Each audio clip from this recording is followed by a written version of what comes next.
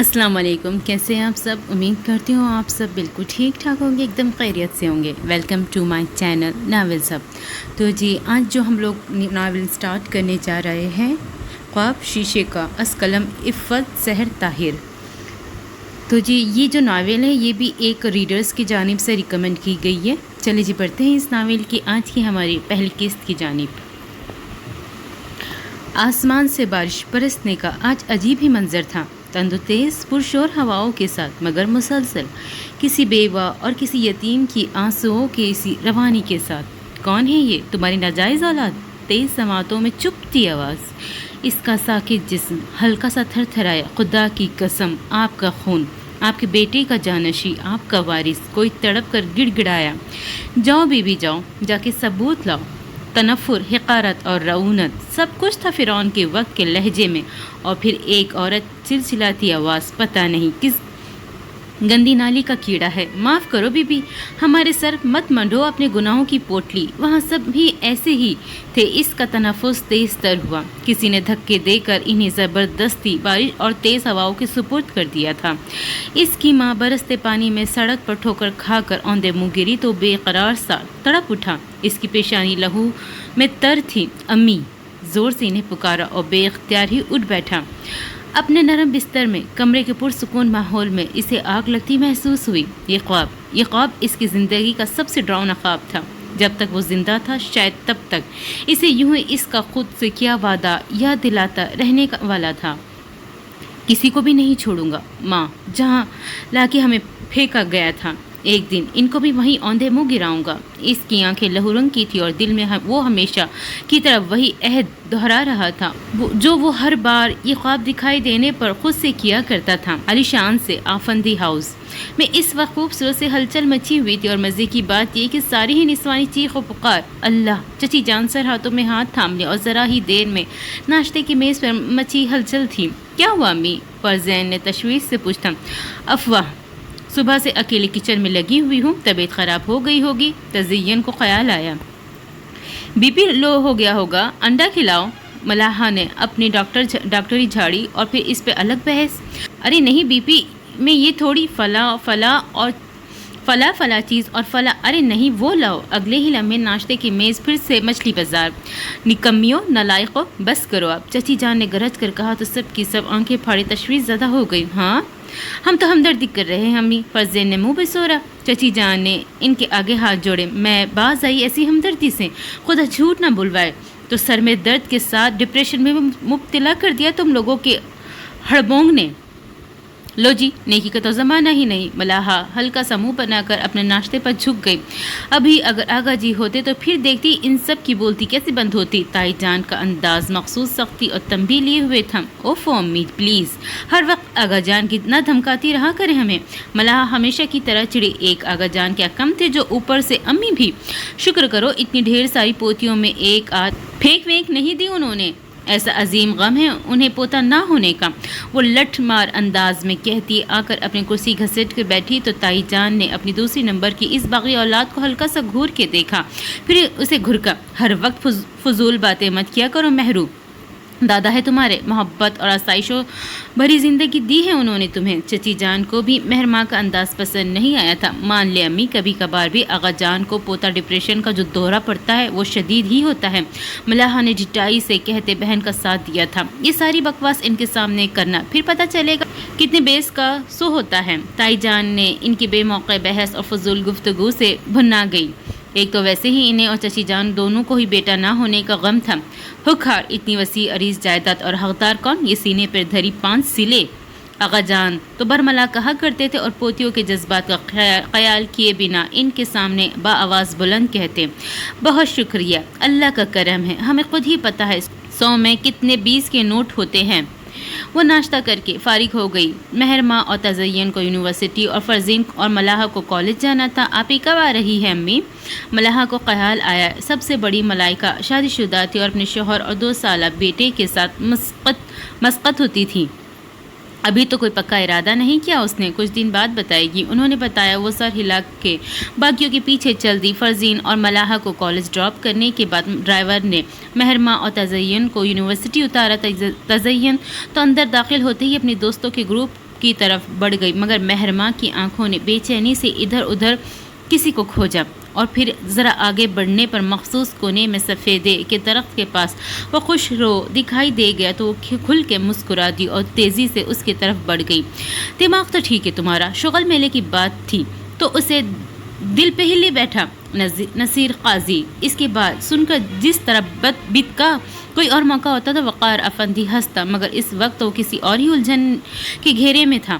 شغل میلہ ہی ہے اور میں کیا کہہ رہا ہوں؟ اس نے قاضی سے نظر چرائی، اور نصیر قاضی بچہ نہیں، گھاک شکاری تھا، پرانا پاپی، اس معاملے میں چوک نہیں سکتا تھا۔ شغل میلے والوں کی حالت مجنوں جیسی نہیں بن جائے کرتی۔ وقار اپنے بابا جان کو جانتا ہے نا، تمہاری ہی نہیں میری بھی کھال اتروا دیں گے۔ قاضی نے ہاتھ اٹھا دیے تھے، تو میں کب تجھے بیچ میں ڈال رہا ہوں؟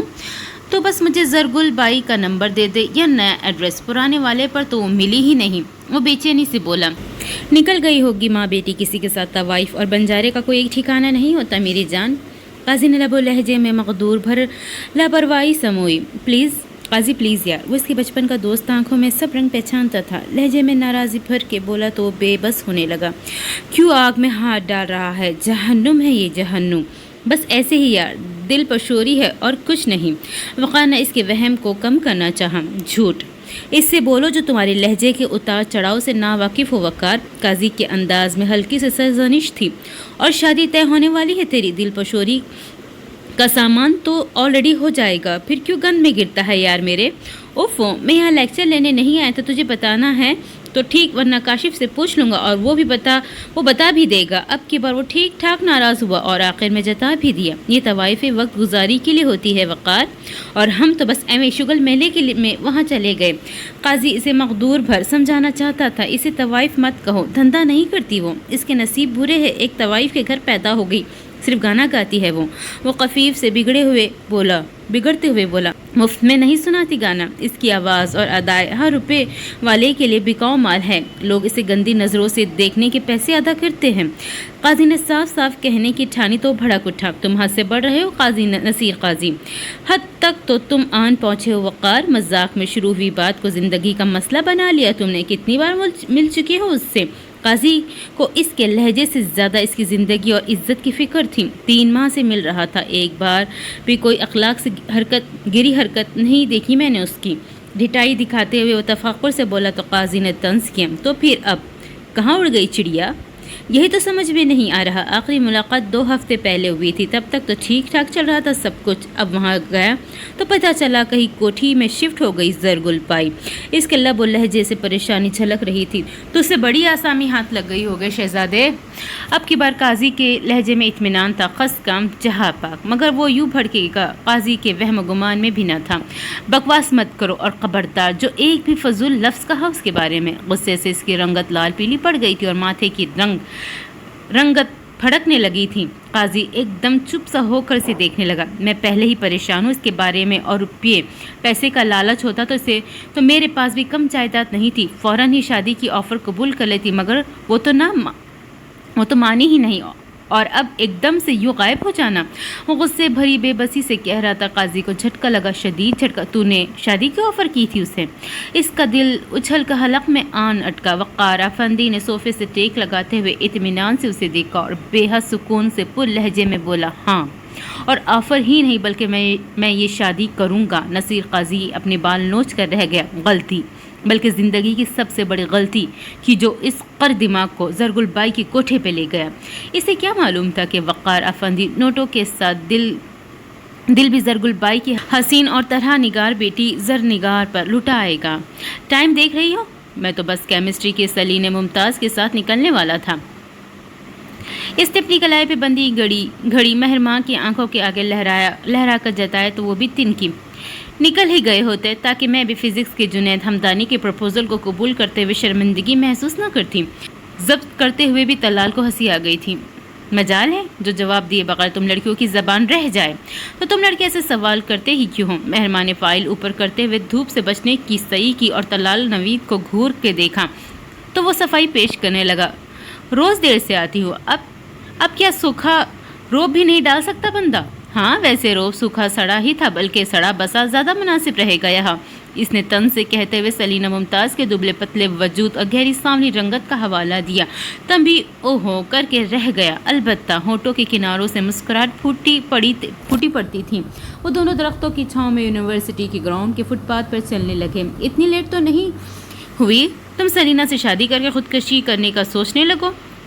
5-10 منٹ ہی تو اوپر ہوتے ہیں۔ مہرماں اس سے بات کرنے کا اپنا ہی انداز تھا، حق جتانا، پیار بھرا اور بے پناہ مان کہ وہ ہر جملہ برداشت کرے گا، ہر روب جھیلے گا۔ یوں روزانہ 5-5 منٹ کر کے ہی تو جان نکالتی ہوں، یہی لگتا ہے کہ نہیں آؤ گی۔ وہ بے بسی سے بولا تو مہرماں کے دل کی دھڑکن بے ترتیب ہوئی۔ تو کیا ہوا اگر ایک دن نہ بھی آئی تو کیا ہوگا؟ لاپرواہی کا لبادہ اوڑھ کر بے نیاز بنتے ہوئے پوچھا تو وہ عین اس کے سامنے آ گیا۔ مہرماں رکی، وہ سنجیدہ تھا۔ تو سانس نہیں آئے گی یار؟ مہرماں کے دل کو کچھ ہوا، اس کی نگاہ میں الجھی نظروں کو تیزی سے پھیرتی ہوئی اس کا مذاق اڑانے لگی۔ ہاں لگتا ہے، دل والے دیکھ ہی لی تم نے بھی، یعنی تم سمجھ رہی ہو کہ میں ڈائلاگ جھاڑ رہا ہوں۔ طلال کو صدمہ ہوا تو مہرماں ضبط کے باوجود بھی ہنسی آ گئی۔ نہ کیا کرو طلال، قسم سے ایسے مر جانے اور سانس نہ آنے والے جملے مجھے فلمی ڈائلاگ ہی لگتے۔ اور ہاں جی، میں نے دل میں کہہ لیا ہے، اونچی آواز میں کہتی تو تم مائنڈ کر جاتے۔ بڑی معصومیت سے اپنا احسان جتایا تو دانت پیس کا پاؤں پٹک کر پلٹ گیا۔ مہرماں کی ہنسی اور قدموں کی چاپ اس کے پیچھے تھی۔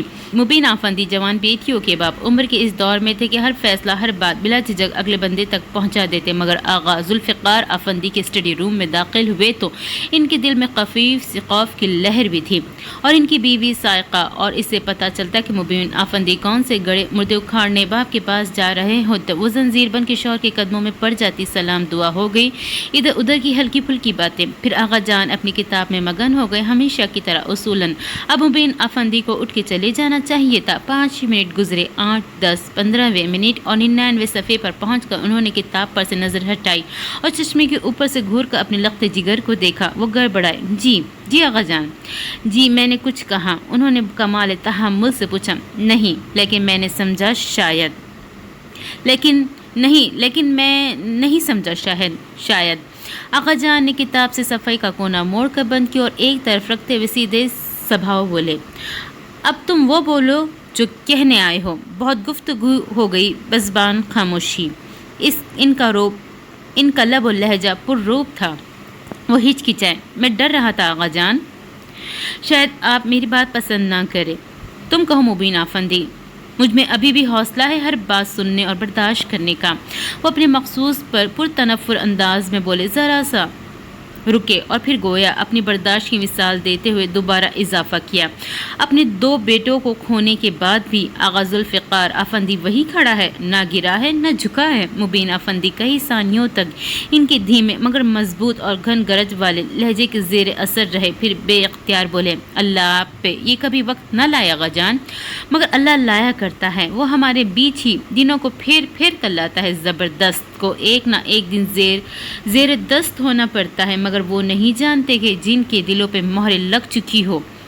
سیدھی اور صاف بات کرو مبین، ہمیں یہ گھماؤ پھر پسند نہیں، انہوں نے سپاٹ انداز میں کہا تو اپنی پوری زندگی کی ہمت مجتمع کرتے ہوئے مبین آفندی نے کہہ ہی دیا، اگر آپ کا ایک بیٹا آپ کے پاس لوٹنا چاہے تو۔ لمحے بھر کو مبین آفندی کو لگا جیسے آغا جان کا وجود کب کپایا ہو۔ ان کی آنکھوں میں حیرت اور بے یقینی چمکی۔ فاران 14 سال بعد یہ نام ان کی ہونٹوں سے نکلا تو دونوں ہی کے کانوں کو عجیب سا لگا۔ جی آغا جان۔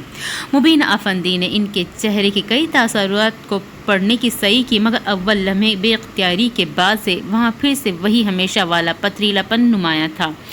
اچھا، اکڑ ٹوٹ گئی ہے اس کی؟ بے حد تمسخر سے انہوں نے پوچھا۔ مبین چند ثانیوں تک خاموش، جیسے کوئی بے حد پر اثر الفاظ ڈھونڈتے رہے اور آخرکار فتح یاب بھی رہے۔ اس کے پاس آپ کا پوتا ہے آغا جان، آپ کا وارث، آپ کی آئندہ نسل کا امین۔ آغا جان سن سی کیفیت میں انہیں دیکھے گئے، پھر بات سنے بنا اٹھ کر باہر نکل گئے۔ مبین آفندی بے بس بیٹھے رہ گئے تھے۔ کیا ہی جنگل میں آگ اس تیزی سے پھیلتی ہوگی جتنی تیزی سے خبر اس کے دوستوں میں پھیلی کہ نصیر قاضی تو تھا ہی، کاشف و مبشر بھی اسے سمجھانے آگے اور اگلے کئی گھنٹوں تک سر کھپاتے ہی رہے۔ آخر میں اسی کی بات رہی، میں مر جاؤں گا یار، یا میرے دل پر میرا اختیار نہیں ہے۔ وہ چلا اٹھا، بیٹھا. اسے پرواہ نہیں تھی کہ ان میں سے کوئی اس کے متعلق کیا سوچتا ہے. وہ تینوں ہکا بکا، بلکہ نصیر قاضی نے تو سر ہی تھام لیا. اسے کیا خبر تھی کہ کچھ گھنٹوں کی تفریح میں وہ اپنا یار کھو بیٹھے گا، اور اس کے بابا جان، اس کا جاہ و جلال. اگر انہیں پتا چلا کہ نصیر قاضی ان کے بیٹوں کو گھنگرو کی چھنکاتی ان راہوں پہ لے گیا تھا تو وہ اس کی کھال میں بھی بھوس بھروانے سے بھی نہ ہچکچاتے. اپنے دل پر تھوڑا کنٹرول کرو وقار. بے اختیاری انسان کو بڑا ذلیل کرواتی ہے، اور دل کی مانو گے تو وہ ہر چمکتی چیز کو سونا ہی بتائے گا. یہ تو دماغ ہے جو صحیح اور غلط کا فیصلہ بھی کرتا ہے، سوائے اپنے دماغ سے کام لو. مبشر بلاس بڑا عملی بندہ تھا، بڑے جمع تفریق کر کے فیصلے کرنے والا. سنجیدگی سے بولا، مجھے اس کا پتہ چلانا ہے، اور ہر حال میں. وہ باری باری تینوں کا چہرہ دیکھتے ہوئے قطعیت سے بولا، یک طرفہ محبت کا شکار ہو تم وقار. اس کی کوئی دلچسپی ہوتی تو دنیا کی بھیڑ میں گم نہ ہو جاتی. نصیر نے اسے ابھی بھی باز رکھنا چاہا. اسے بھی تم لوگوں کی طرح میرے خاندان، میری عزت اور مرتبے کی فکر تھی. میں نے کہا بھی تھا میں سب سنبھال لوں گا. وہ اپنے بال نوچنے کو تھا. وہ عقل مند ہے وقار، جانتی ہے مستقبل میں کیسا طوفان آئے گا. تمہارے فیصلے سے یہ سب اچھا صرف اس وقت تک ہے جب تک بابا جان کو پتہ نہیں چل جاتا. کاشف نے دھیمے انداز میں کہا تھا. تم مجھے صرف اس کا پتہ کروا دو کاشف، میں ہر بات سنبھال لوں گا. وہ مرد ہی کیا جو طوفان کا مقابلہ نہ کر سکے. وہ اپنی بات میں اٹل تھا. کاشف کچھ نہیں کرے گا. نصیر قاضی نے کسی فیصلے پہ پہنچتے ہوئے قطعی انداز میں کہا تو وہ چونک کر اس کا چہرہ دیکھنے لگا. میری زندگی کی سب سے بڑی غلطی ہے جو میں تجھے وہاں لے گیا، مگر بس میں مزید کسی گناہ کا بوجھ اپنے سر نہیں لینا چاہتا. ہم میں سے کوئی بھی اس معاملے میں تیرا ساتھ نہیں دے گا. اس کے تاثرات پتھریلے تھے. وقار افندی کی کن پٹیاں تپی. گناہ نہیں ہے، یہ نیکی ہوگی. میری زندگی کی سب سے بڑی نیکی. گانا گاتی ہے وہ، آواز بیچتی ہے. جسم نہیں عزت کی زندگی دینا چاہتا ہوں میں اسے.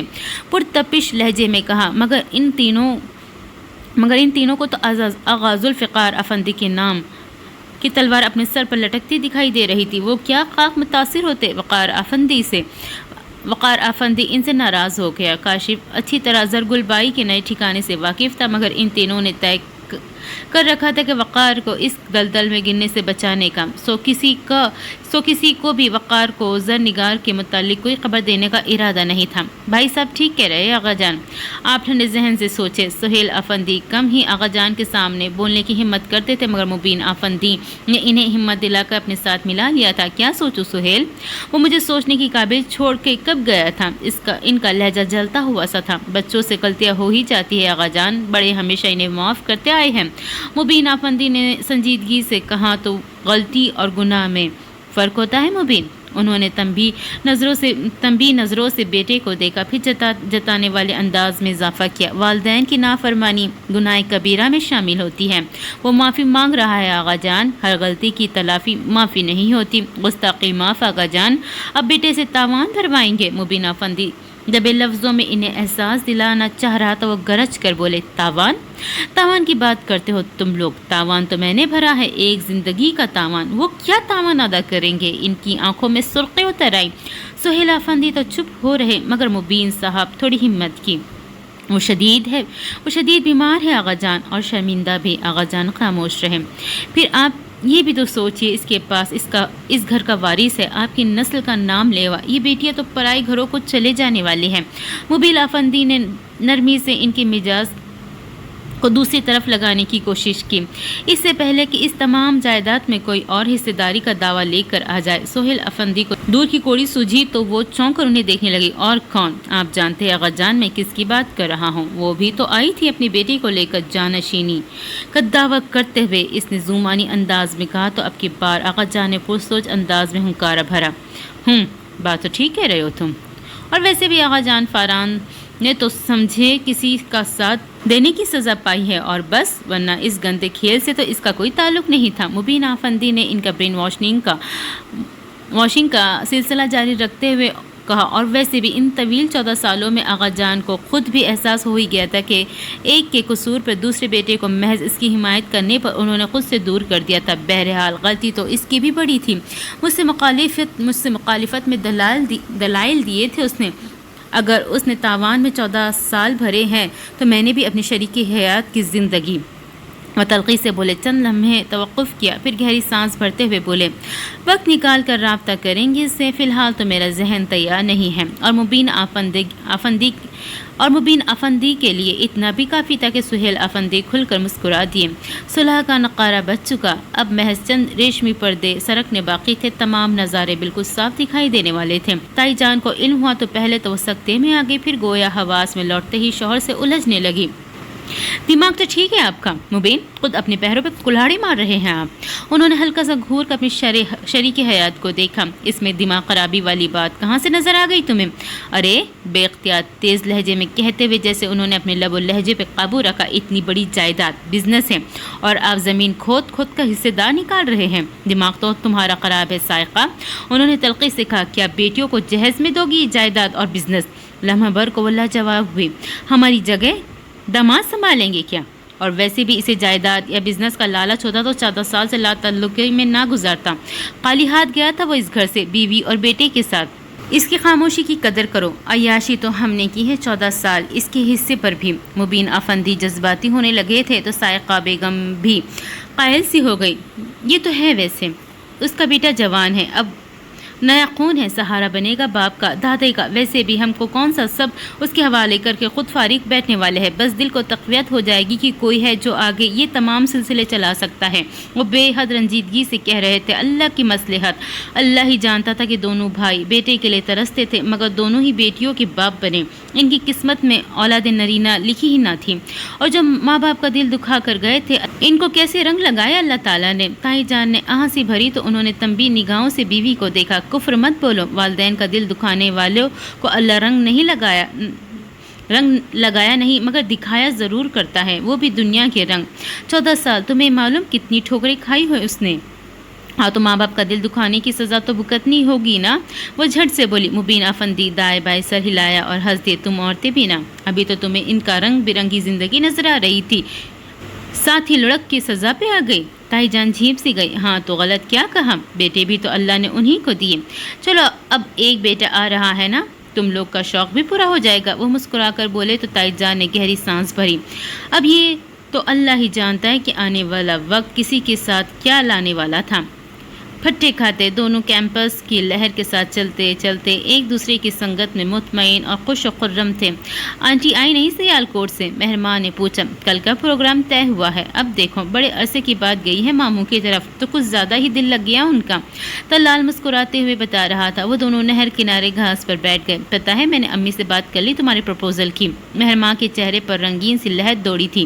ہلکے سے شرمیلے پن کے ساتھ بتایا تو وہ خوش ہو گیا۔ That's great. پھر بےتابی سے پوچھنے لگا، کیا کہا انہوں نے؟ بھائی یہ تو اب تمام رشتوں پر غور کر کے ہی فائنل ہوگا، تم چکر لگا لینا اپنی مما کے ساتھ۔ مہرمان نے بے نیازی کا مظاہرہ کیا تو وہ کہا لگا بیٹھا، کتنی خوش فہم ہوتی ہے تم لڑکیاں بھی نا، ایسے کون سے رشتے لائن لگا کے کھڑے ہیں؟ او مسٹر کسی وہم میں مت رہنا، وہ چمک کر بولی۔ پھر اتفاق قرآن بتائے، میرا ابھی کزن آ رہا ہے چیچوں کی ملیا سے۔ طلال نے بھولپن سے طنز کیا تو وہ اسے گھور کر جلانے والے انداز میں بولی، جی نہیں شارجہ سے۔ ابھی پیدا ہوا ہے کیا؟ ہاں 28 سال کا ہے۔ مہرما ڈھٹائی سے ہنسی۔ اچھا؟ طلال نے سر کھجاتے ہوئے معصومیت سے پوچھا۔ عمر تھوڑی سی زیادہ نہیں بتا دی تم نے؟ دراصل ریڈی میڈ ہے۔ وہ اب بھی سنجیدہ نہیں تھی۔ شٹ اپ، طلال ہنستے ہوئے بولا۔ واقعی ہمارے لیے تو ریڈی میڈ ہی ہوگا، 14 سال ہوئے اسے یہاں سے گئے ہوئے، اب ایک دم سے دیکھیں گے تو 28 والا ہوگا۔ وہ اپنی بات پر زور دیتے ہوئے بولی، مگر سوچنے والی بات تو یہ ہے کہ اچانک سے اتنا بڑا کزن کہاں سے آ گیا؟ طلال نے کھایا ہوا بھٹا شاپر میں ڈال کر ایک طرف رکھتے ہوئے عالمانہ سوال کیا۔ بتایا تو ہے ریڈی میڈ ہے اور شارجہ سے امپورٹ ہو کر آ رہا ہے۔ پہلے تو تم نے ذکر نہیں کیا، پہلے بتانے کا کچھ تھا ہی نہیں، کیونکہ ان سے کوئی رابطہ ہی نہ تھا اور نہ ہی دوبارہ صلح صفائی کا ارادہ۔ یہ تو ابھی چچا جان نے خود رابطہ کیا، آقا جان سے معافی مانگی اور واپسی کی اجازت بھی۔ مہرمان نے مختصر بتایا، پھر اسے دیکھتے ہوئے شرارت سے بولی، لہٰذا تم جلدی سے اپنا پروپوزل بھیج دو کیونکہ ماں بدولت اب ایک ہینڈسم اور ڈیشنگ قسم کے کزن کی کزن بن چکی ہے۔ ہاں ہاں ہاں ہاں ہاں، طلال کا کہا کئی گردنوں کو ان کی طرف موڑ گیا۔ مہرمان نے خجل ہو کر کھایا اور بھٹا اسے دے مارا جو اس نے دونوں ہاتھوں سے کامیابی سے کیچ کر لیا۔ یہ دو خصوصیات تم نے اپنے پاس سے ہی لگا لی اور مذاق اڑا رہا تھا۔ میرے چچا بہت ڈیشنگ سمیشنگ ہے، ان کی جوانی کی تصویریں دیکھ رکھی ہیں میں نے، بیٹا بھی ویسا ہی ہوگا نا؟ مہرماں نے اترا کر بولی، پھر اضافہ بھی کیا، وہ بھی من چاہا۔ بھائی خوبصورتی تو ہمیں وراثت میں ملی ہے۔ سورج کی کرنیں پانی کی لہروں سے منعکس ہو کر اس کے چہرے پر پڑ رہی تھی، یوں معصوم سے تفاخر کے ساتھ مسکراتی وہ واقعی کوئی شے لگ رہی تھی۔ طلال کا جی چاہا اسے اٹھا کے دل میں رکھ لے۔ او ہیلو، مہرماں نے اس کی نظروں کے سامنے چٹکی بجائی، کدھر کھو گئے؟ اس کی نظروں کی بے خودی کو محسوس کرتے ہوئے مسکراہٹ دبا کر پوچھ رہی تھی۔ طلال نے گہری سانس بھرتے ہوئے سفید کے بلند درختوں پہ نگاہ ڈالی اور سادگی سے بولا، ایسے ہی سوچ رہا تھا کہ اتنے سفید جھوٹ بولتے ہوئے لڑکیوں کا دل نہیں گھبراتا۔ وہ جو کچھ اور سننے کے لیے سراپا اشتیاق بنی ہوئی تھی، فائل اٹھا کے اسے مارنے لگی اور وہ پھرتی سے اٹھ کے بھاگا۔ وہ بڑبڑاتے ہوئے اپنا بیگ شانے پہ ڈالتی کپڑے جھاڑنے لگی تھی۔ گلے شکوے معافی تلافی سب ہو چکا۔ آپ کے لیے ایک بہت بڑا سرپرائز ہے میرے پاس آغا جان۔ فاران افندی کی آواز جوش و خروش سے کپکپا رہی تھی، آؤ گے تو سب سرپرائز دیکھ لیں گے ہم۔ آغا جان اسکائپ پر دکھائی دیتے فاران افندی پر پیاسی نظریں جمائے بظاہر بڑے روب داب سے بولے، مگر حقیقت تو یہ تھی کہ 14 سال لخت جگر کو دیکھا تو تمام گلے شکوے دم توڑ گئے تھے۔ میرا پوتا کہاں ہے؟ اسے بھی بتا رکھا ہے کہ ہمارے بارے میں یا نہیں؟ جی آغا جان، سب پتہ ہے اسے، ابھی جاب پہ گیا ہوا ہے، آئے گا تو بات کراؤں گا آپ سے۔ اب چھوڑو جاب واب، ہماری تو پرکھوں میں کسی نے نوکری نہیں کی کسی کی۔ وہ ناپسندیدگی سے بولے تو فاران افندی مسکرا دیے، جو آپ کا حکم آغا جان، ویسے بھی اب تو سب وائنڈ اپ کرنا ہے یہاں سے، آپ حکم کریں کب حاضر ہو جاؤں؟ وہ جذباتی ہوئے تو آغا جان کا پتھر دل بھی پگھلنے لگا، مگر باپ تھے ماں نہیں جو دل کا بھید ظاہر کر دیتے۔ اڑ کے تو نہیں آؤ گے ظاہر ہے، سب کام ختم کرو وہاں سے اور آ جاؤ، بہت کاٹ لی جلا وطنی۔ ٹھیک ہے آغا جان، وہ خوش تھے، بے حد خوش۔ گردش دورہ انہیں پہلے سے کمزور کر دیا تھا، مگر جگر کا عارضہ جانے دشمن ہو رہا تھا۔ اور سمرہ کہاں ہے؟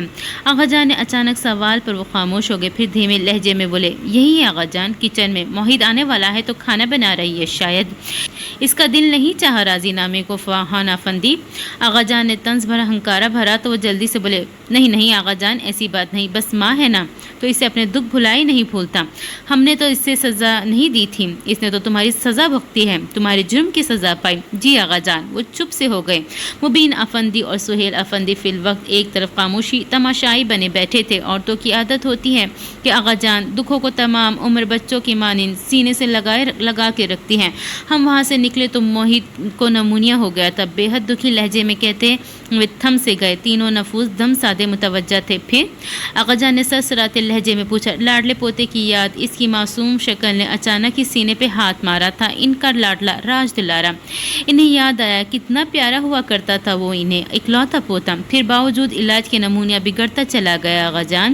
انہوں نے سائڈ پہ رکھا پانی کا گلاس اٹھا کے منہ سے لگا لیا۔ دونوں بھائیوں نے فاران افندی کے لہجے میں نمی کو بخوبی محسوس کیا تھا، اور دم بخود بیٹھے آغا جان نے تو دل سے خالی ہاتھ گھر سے نکلنے والے آدمی نے کیسے اسپتالوں میں دھکے کھائے ہوں گے۔ بہرحال وہ ماں ہے، وہ دکھ بھول نہیں پاتی۔ میں سمجھاتا رہتا ہوں اس کو، باقی سب باتیں آ کر ہوں گی آغا جان۔ میں تفصیل میں جاننے کی ہمت نہیں پاتا خود میں، مگر آپ کو وعدہ کرنا ہوگا آغا جان، اب آپ ہمیں نہیں ٹھکرائیں گے۔ بہت جدائی سہ لی ہم نے، اب ہم آپ کو کھونا نہیں چاہتے۔ ماں تو کھودی میں نے اپنی، وہ بے پناہ جذباتی ہو کر رو ہی دیے۔ اکیلا آدمی 14 برسوں سے دنیا کی نہ جانے کیسے حالتوں سے نبرد آزما رہا تھا۔ اب ہمت جواب دے گئی تھی اس کی، ٹھیک ہے، پھر بات ہوگی، فوراً واپسی کی تیاری پکڑو۔ آغا جان نے تیزی سے بات سمیٹی تو وہ آزردگی سے مسکرا دیے۔ آغا جان ان کی مسکراہٹ اور تاثرات عجیب سا تاثر محسوس ہوا، مگر وہ لمحہ بھر کی بات تھی۔ وہ اب دونوں بھائیوں سے گفتگو میں مصروف تھے، اور آغا جان ایک طرف بیٹھ کے ان کے چہرے پر نظریں جمائے اپنی برسوں کی پیاس بجھانے میں۔ وہ تھکا ہوا تھا۔ جب گھر پہنچا ماما سے سلام دعا ہوئی، تازہ دم ہو کر بابا جان سے حالات معلوم کرنا چاہے تو انہوں نے ایبرو سے ماما کی طرف اشارہ کر دیا۔ کیا بات ہے، دونوں چھاؤنیوں میں خاموشی ہے آج تو؟ وہ مسکراہٹ دباتے ہوئے اونچی آواز میں بولا تو سویٹ ڈش کا ڈونگا لے کر آتی سمرہ آنکھوں میں پھر سے نمی اترنے لگی۔ انہوں نے ڈونگا میز کے وسط میں رکھا، کرسی پہ بے دم سی گری اور میز پہ سر ٹکا کے رونے لگی۔ فاران افندی کے ہونٹ بھیچے، آنکھوں میں لالی سے اترنے لگی۔ موحد کا تو مانو دل کچل ہی ڈالا ہو کسی نے۔ پھرتی سے اٹھ کر سمرہ کی طرف بڑھا۔ ماما کیا ہو گیا، رو کیوں رہی ہو؟ میں یوں ہی بکواس کر رہا تھا، آئی ایم سوری۔ جھک کر انہیں باہوں کے گھیرے میں لیے وہ پریشان سا تھا۔ تمہارا قصور نہیں بچے، یہ کسی اور ہی کا دکھ رو رہی ہے۔ فرحان قدر ناراضی سے اسے شرمندگی کے حصار سے نکالتے ہوئے سمرا کو دیکھ رہے تھے۔ میں ساری عمر بھی اپنے دکھ کو روؤں تو اس کی تکلیف میرے دل سے نہیں جائے گی فرحان صاحب، وہ بھیگا چہرہ اٹھا کے روتے ہوئے بولی تو موہت نے لب بھینچ لیے، پھر بے چینی سے پوچھا، ہوا کیا ہے ماما؟ آپ بتائے بابا جان۔ اس کا رخ سخن فاران کی جانب تھا جو کڑی نظروں سے سمرا کو دیکھ رہے تھے۔ کھانے کی میز پہ بے برکتی پھیلا رہی ہو، اچھی بات ہوگی جو سب رزق چھوڑ کے اٹھ جائیں گے۔ ماما روئی کیوں ہے بابا جان؟ موہت کے لہجے میں ضد کا عنصر واضح تھا۔ یہ کوئی عام سی بات تو نہ تھی کہ سمرا یوں بے بسی سے رو دیتی اور فاران افندی بجائے بوکھلانے اور پریشان ہو کر انہیں چپ کروانے کے انہیں مزید ڈانٹتے۔ کچھ تو گڑبڑ تھی معاملے میں۔ اوف یار، تم بھی نہ کھانا کھا لو پہلے پھر بات کرتے ہیں، وہ جھلا کر کہتے اب تنبی نظروں سے سمرا کو دیکھ رہے تھے۔ انہیں بھی فوراً احساس ہو گیا تھا کہ انہوں نے غلط موقع پر غلط رد عمل دیا تھا، سو فوراً ہی دوپٹے سے منہ پوچھتے ہوئے خود کو نارمل کرنے لگی۔ موہت کو علم تھا کہ اب فاران افندی نے کہہ دیا کہ کھانے کی بات ہوگی تو جتنا بھی اصرار کر لیتا، اب بات کھانے کی بعد ہی کھلنی تھی۔ اس کے بعد لاکھ سمرا نے مسکرا کر بس اصرار ہر ڈش اس کے آگے کی، مگر وہ بھوک اڑ جانے کے بعد تھوڑا ہی کھانا کھا پایا، حالانکہ ہر ڈش اس کی پسندیدہ تھی۔ کھانے کے بعد سمرا برتن اٹھانے لگی تھی تو ہمیشہ کی طرح تھکے ہونے کے اور سمرا کے منع کرنے کے باوجود موہت نے اس کا کام میں ان کی مدد کی اور جلد از جلد سمرا کی آزردگی اور پریشانی کا ماخذ جاننا چاہتا تھا۔ میں اور تمہاری ماما اسٹڈی میں بیٹھتے ہیں، تم ذرا مزیدار سی کریم کافی تو بنا کے لاؤ۔ بابا جان پرسکون تھے، سمرا کے برعکس وہ قطعاً پریشان نظر نہیں آتے تھے۔ وہ بے بسی سے سمرا کو دیکھنے لگا اور نظریں چرا گئی۔ بھائی، تمہاری جیسی کافی تو تمہاری ماما بھی نہیں بنا سکتی۔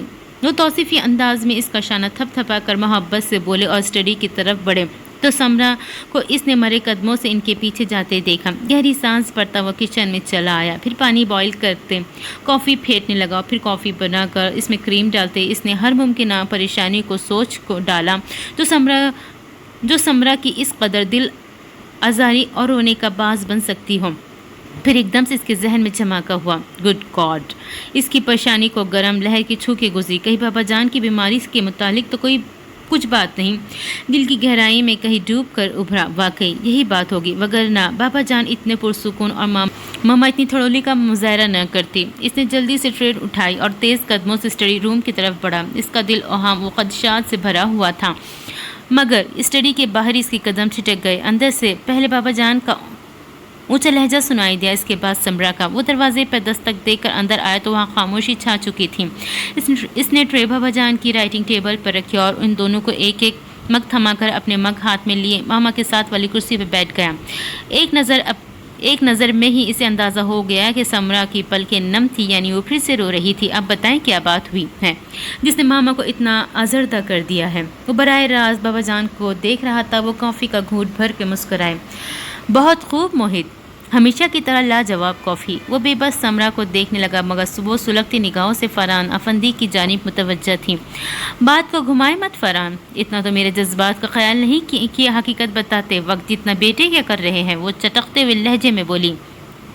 مسئلہ موہت کا نہیں، تمہارا ہے سمرا، وہ سنجیدگی سے بولے۔ موہت کی تو پوری زندگی دو پہ لگ چکی ہے اس مسئلے میں فرحان، وہ ضبط کھو کی چلائی اور پھر رونے لگی۔ موہت نے بوکھلا کر اپنا مگ تپائی پر رکھا اور سمرا سے بھی مگ لے کے رکھ دیا۔ آخر مجھے بھی تو بتائے ماما، بابا جان بات کیا ہے؟ کیوں معمہ بن رہے ہیں آپ دونوں؟ وہ زچ میں آ گیا تھا۔ تمہارے بابا جان نے ہمیں اسی عقوبت خانے میں واپس لے جانا چاہتے جہاں انسانیت کے بجائے بے حسی بستی ہے۔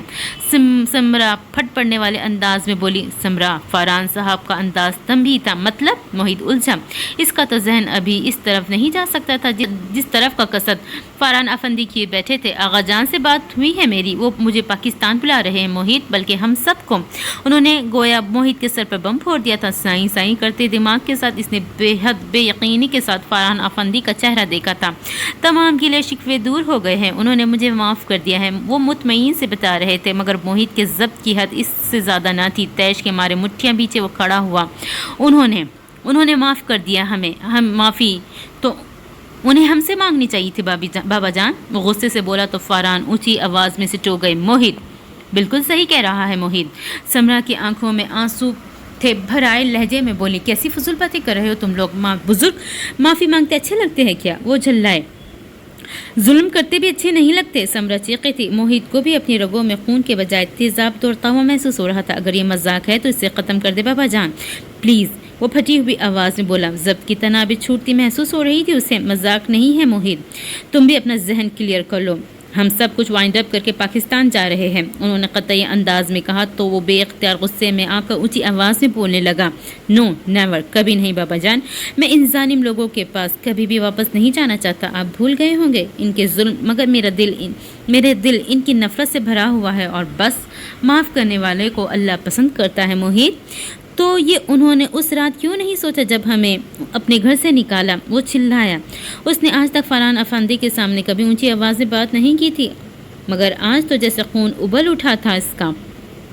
آپ تو کہتے ہیں کہ میں آپ کی وجود کا حصہ ہوں بابا جان, پھر آپ نے ہماری زندگیوں کا فیصلہ اکیلے کیسے کر لیا؟ اس کا انداز زخمی اور لہجہ کرچی کرچی تھا. ماں کا دل بری طرح سے تڑپ اٹھا. وہ موہت سے لپٹ کر رونے لگی. فرحان افندی خود کو خلا میں معلق محسوس کرنے لگے.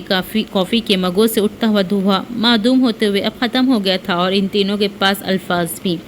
مہرماں آج بے حد خوش تھی. آج اس نے یونیورسٹی سے چھٹی کی تھی, ایسے ہی خواہ نہ دکھائی دینے والی دھول صاف کرنے کے لیے. حالانکہ طلال کی ماما کو شام کو آنے کا پروگرام تھا. ملحہ, فرزین اور تزین واپس آئی. تب بھی وہ کبھی گلدان کے پھول ٹھیک کرتی تو کبھی کسی پینٹنگ کو جھاڑتی. بس بھی کرو محروم, نہ تو وہ صوفے کی ہتھے پہ آ کے بیٹھنے والی ہے, نہ کسی وضعیہ پینٹنگ میں. تزین نے طنز کیا. وہ بلا وجہ ہی ہنسی.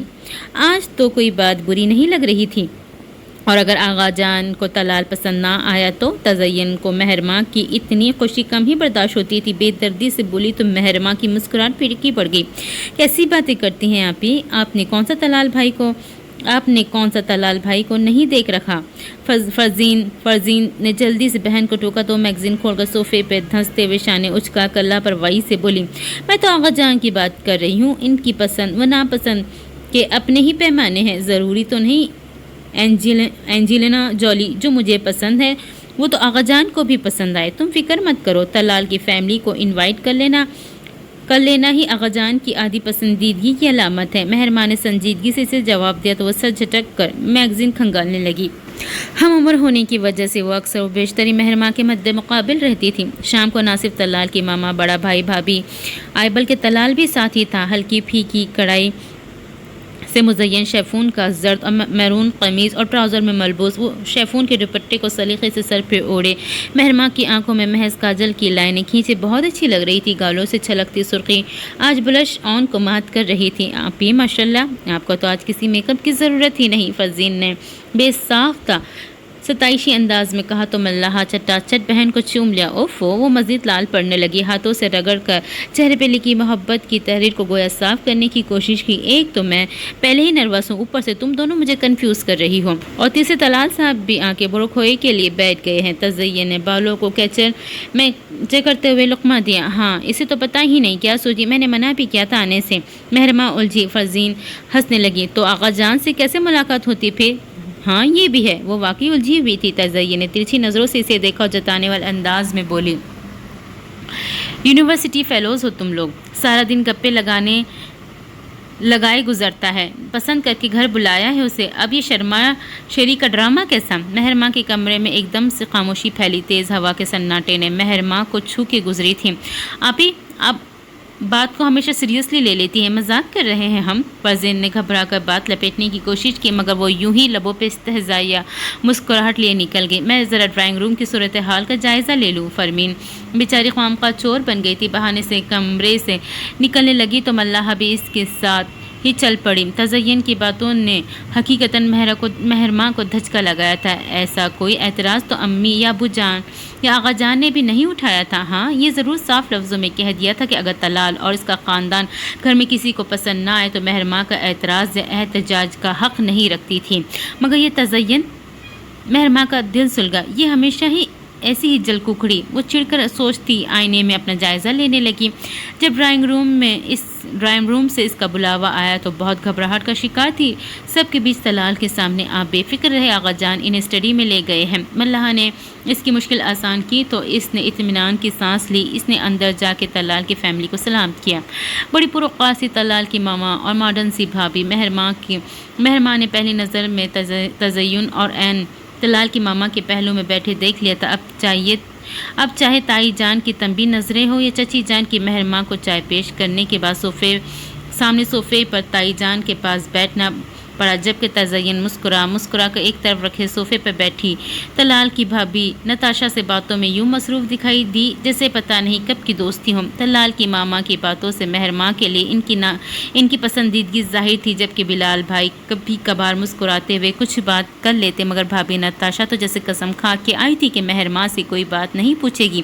وہ تو گویا یہاں آئی ہی تزین سے گفتگو کرنی تھی، مگر فی الوقت تو مہرماں کو تو طلال کی ماما کی اپنائیت بھری باتیں اچھی لگ رہی تھیں۔ جاتے ہوئے طلال کی ماما نے اس کے ہاتھ میں ہزار کے اچھے خاصے نوٹ رکھ دیے۔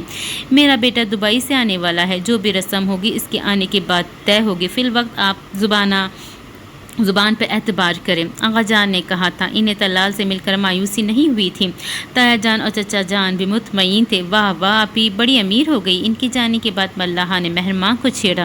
میں تو اتنی دعائیں مانگ رہی تھی کہ آغا جان ہاں کہہ دے، بس فرزین بھی خوش تھی۔ مہرماں بڑی خوشی اور ترنگ میں آ کر دونوں کو 2,000 روپے تھما دیے۔ یاہو! ان دونوں نے نعرہ لگایا تو تپتے چہرے کے ساتھ وہ بھی ہنس دی۔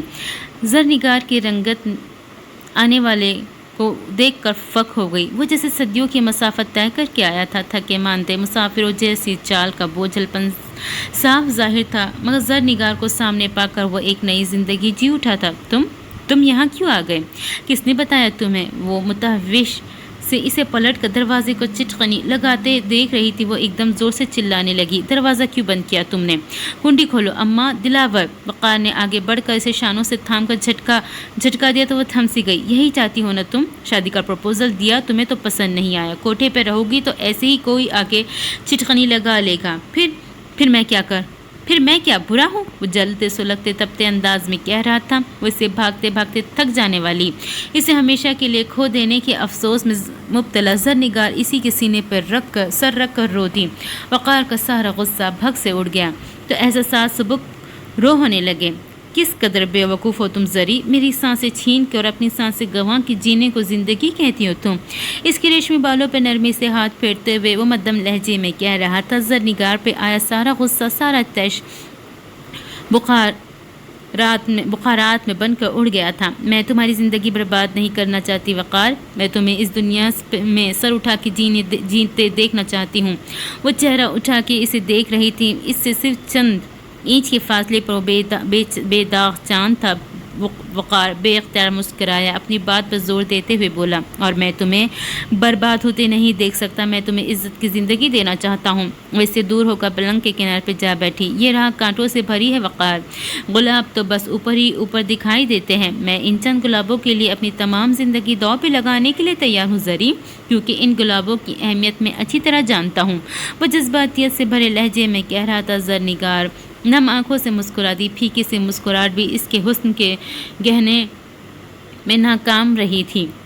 میرے ساتھ تم کبھی سر اٹھا کے نہیں چل سکو گے وقار، تمہاری فیملی، تمہارا خاندان کس نام سے متعارف کراؤ گے مجھے؟ مسز وقار افندی کے نام سے، وہ برجستہ بولا۔ اتنے ہفتوں کی خجل خواری کے بعد زرنگار کو پا لینے کا سرور ایسا تھا کہ اس کا سارا چونچلاپن لوٹ آیا تھا۔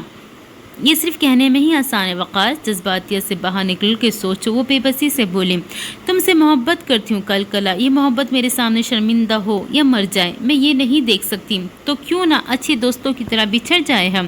وہ مضبوط قدموں سے چلتا اس کے سامنے آیا۔ کیا میں تمہیں اپنے قول سے پھرنے والا لگتا ہوں؟ وہ ناراضی سے گویا ہوا۔ میں تمہیں کسی آزمائش میں نہیں دیکھ سکتی وقار، مجھ سے شادی کے بعد تمہارے لیے زندگی بہت مشکل ہو جائے گی، پلیز میری بات کو سمجھنے کی کوشش کرو۔ وقار اس کے لبوں پر اپنی انگلی رکھ دی۔ بہت ہو گیا سمجھانا، اب بس۔ زرنگار اس کا ہاتھ اپنے لبوں سے لبوں پر سے ہٹاتے ہوئے متحوش انداز میں پوچھا، اور تمہارے گھر والے؟ تم میرے ساتھ دلہن بن کے جاؤ گی تو کون ہوگا جو وقار افندی اور اس کی بیوی کو عزت نہ دے؟ جسے میں قبول کر چکا ہوں اسے ان کو بھی قبول کرنا پڑے گا، وہ دھیمے مگر مضبوط لہجے میں کہتا۔ اس کے سارے اعتراضات بہا لے گیا تھا۔ زرنگار کو لگا تمام عمر کوئلوں پر ننگے پاؤں چلتے ہوئے کٹنے والی زندگی یکلق پھولوں کی بھری راہ گزر پر نکل آئی تھی۔ وہ کھل کر مسکرا دی۔ اگلے روز وہ تزئین کے ساتھ یونیورسٹی پہنچی تو ڈیری ملک چاکلیٹ بار ہاتھ میں پکڑے اسٹوڈنٹ نے اسے منگنی کی مبارکباد دی۔ تزئین حیران تو مہرماں پریشان۔ واہ یار، چپکے چپکے کسی کو بلایا بھی نہیں۔ کئی دوستوں نے اسے گلے کیے، چاکلیٹ کھاتے ہوئے منہ بنایا۔ یہ افق اڑائی کس نے؟ مہرماں کے منہ سے نکل گیا تو سب نے حیرت سے چیخیں ماری۔ افواہ، ادھر طلال نے چاکلیٹس کے ڈبوں پہ ڈبے اس منگنی کی خوشی میں پوری یونی میں بانٹ دیا اور تم ابھی بھی اسے افواہ کہہ رہی ہو؟ اس کی دوست نے اسے ستائش بھری نظروں سے دیکھتے ہوئے بتایا تو اس کو ہنسی آ گئی۔ بے وقوف ہے وہ تو، اس کے لہجے سے پیار چھلکتا ہے۔ چیپ، تزئین سے جھٹکتی تزئین سے جھٹکتی اپنی کلاس کی طرف بڑھی، مگر مہرماں کو اب اس کی رتی بھر بھی پرواہ نہیں تھی۔ وہ محتاط نظروں سے ادھر ادھر طلال کو ڈھونڈتی رہی۔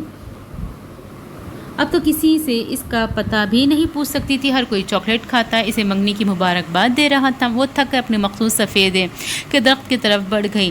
ابھی کلاس شروع ہونے میں تھوڑا وقت تھا۔ وہ درخت سے ٹیک لگائے آنکھیں موندے صبح کی ٹھنڈی ہوا کو محسوس کر رہی تھی اور ساتھ ہی ساتھ اپنی روح کے ہلکے پن کو بھی۔ تبھی بھاگتے قدموں کی آواز نے اسے چونک کر آنکھیں کھولنے پر مجبور کر دیا۔ یہ لو، وہ چاکلیٹ بار اس کی جانب بڑھا رہا تھا۔ مہرماں کے ہونٹوں پر خوبصورت سی مسکراہٹ پھیلی۔ یہ کیا ہے؟ جان بوجھ کر تنک کر پوچھا۔ وہ چاکلیٹ کا ریپر اتار رہا تھا۔ میری منگنی ہو گئی ہے، اطمینان سے بتایا۔ مہرماں کے دل میں گدگدی سے ہوئی۔ ابھی میں سب کو بتا دیتی ہوں، کوئی منگنی نہیں ہوئی تو سب چاکلیٹس اگل دیتے۔ جناب آغا جان نے دل و جان سے پسند کیا ہے مجھے، اور تمہارے ابو جان اور چچا جان تو میرے متاثرین میں شامل ہو گئے ہیں۔ باقاعدہ وہ لمبی چھوڑ رہا تھا، مگر نگاہ اس دل فریب چہرے اور خوبصورت مسکراہٹ پر تھی۔ کل تک جو اندیشے تھے آج اڑن چھو ہو چکے تھے۔ وہ بے ساختہ سی، اف، یہ تمہاری خوش فہمیاں! میں تو انگوٹھی جیب میں ڈال کے لے گیا تھا، تمہارے آغا جان نے ٹانگ اڑا دی۔ درمیان میں آدھی چاکلیٹ اپنے منہ میں ڈال کر وہ منہ بنا کر بولا اور باقی چاکلیٹ اسے تھما دی۔ چچا جان آ رہے ہیں دبئی سے، وہ بھی شریک ہوں گے فنکشن میں، اور ابھی میری بڑی سسٹر نے بھی آنا ہے مسقط سے۔ مہربان ہے، مسکراتے ہوئے تفصیل بتائی۔ طلال نے جیب میں ہاتھ کے ڈبیاں نکالی۔ مہرماں حیران ہوئی۔ وہ تو ایسے ہی سمجھ رہی تھی، مگر وہ واقعی ڈبیا کھول کر انگوٹھی نکال رہا تھا۔ یہ کیا ہے؟ میں اسی نیت سے لے گیا تھا کہ اگر اجازت ملی تو پہنا دوں گا، مگر بزرگوں کے اپنے ہی بڑے ضروری مسائل تھے، سو اب یہ شکایتی انداز میں کہتے اس نے مہرماں کا ہاتھ تھام کر وہ نازک سی انگوٹھی اس کی انگلی میں ڈال دی۔ طلال، اس کی رنگت گلال کھلنے لگا۔ تھوڑا ہی تو وقت ہے، سب کے سامنے پہنانا۔ وہ بھی پہناؤں گا، یہ تو تمہاری نیت سے لی تھی، پہنا دی۔ وہ بہت چاہت سے بولا تھا۔ مہرماں کا دل بہت ترنگ میں دھڑکا۔ کلاس شروع ہونے والی ہے، وہ بہانے سے وہاں سے ہٹی۔ طلال کی محبت پاش نگاہوں کا سامنا کرنا کوئی آسان کام تھا کیا؟ مگر وہ ہری گھاس پہ لیٹ گیا اور گردن تلے ہاتھ باندھ دیے۔ مہرماں کے قدم چھٹکی۔ کیا ہوا؟ تم نہیں چل رہے؟ اتنی خوبصورت شکل دیکھنے کے بعد اس سر تحسین ظفر کو کون دیکھے؟ وہ شرارت سے کہتے ہوئے آنکھیں موند گیا تو وہ اس کے جواب پر ہنستی ہوئی واپس پلٹ گئی۔ میں نے اس ماہ کے آخر میں سیٹیں بک کروا لی ہے پاکستان کے لیے، ہم تینوں کی۔ کھانے سے فارغ ہوتے ہی فاران افندی نے بیوی اور بیٹے کو مطلع کیا تھا۔ بڑے دنوں کے بعد یہ موضوع پھر چھڑا تھا۔ صاف اور سنجیدہ لب و لہجہ، جہاں پر کسی بحث و مباحثے کی گنجائش نہ تھی۔ خاموش رہنا موہت کی تو گویا موت تھی۔ بابا جان، آپ زیادتی کر رہے ہیں۔ معاف کرنے والے کا مقام ظالم سے بلند ہوتا ہے موہت۔ تو وہ کیوں نہ بنے معاف کرنے والے؟ وہ چٹخا۔ ابھی بھی آپ نے ہی معافی مانگی؟ سمرا پھٹ پڑی۔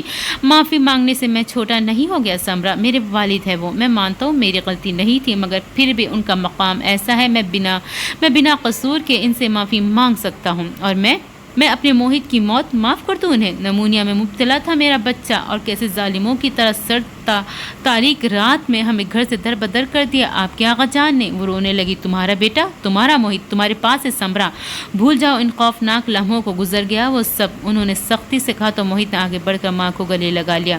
ماؤں کے لیے اتنا آسان نہیں ہوا کرتا بچوں کی تکلیفیں بھلانا، کیونکہ ان کے سینوں میں باپ کا دل نہیں ہوتا، سمرا نے تلخی سے جواب دیا۔ مسافر کو ایک نہ ایک دن واپسی کا سفر ضرور طے کرنا پڑتا ہے سمرا، ہمارا بھی لوٹنے کا وقت آ گیا ہے، صبر سے کام لیا ہے تو اب اللہ کا شکر بھی ادا کرو کہ اس نے یہ دن بھی دکھایا۔ وہ ضبط سے بولے، فارہان پلیز میرے دکھ کو سمجھنے کی کوشش کریں، اتنے سالوں سے تمہارے ہی دکھ کو سمجھنے کی کوشش کر رہا ہوں، اب تم میری خوشی کو سمجھو سمرا۔ ان کے لب و لہجے میں ایسا کچھ تھا کہ سمرا بس خاموشی سے آنسو بہانے لگی، مزید کچھ نہیں بولی۔ اور تم، وہ لب بھینچے سمرا کو اپنے ساتھ لگائے کڑے موہت سے مخاطب ہوئے، سب کچھ سمیٹو، اس 1 ماہ میں ہم لوگ پاکستان شفٹ ہو رہے ہیں، اسے میری ریکویسٹ سمجھنا۔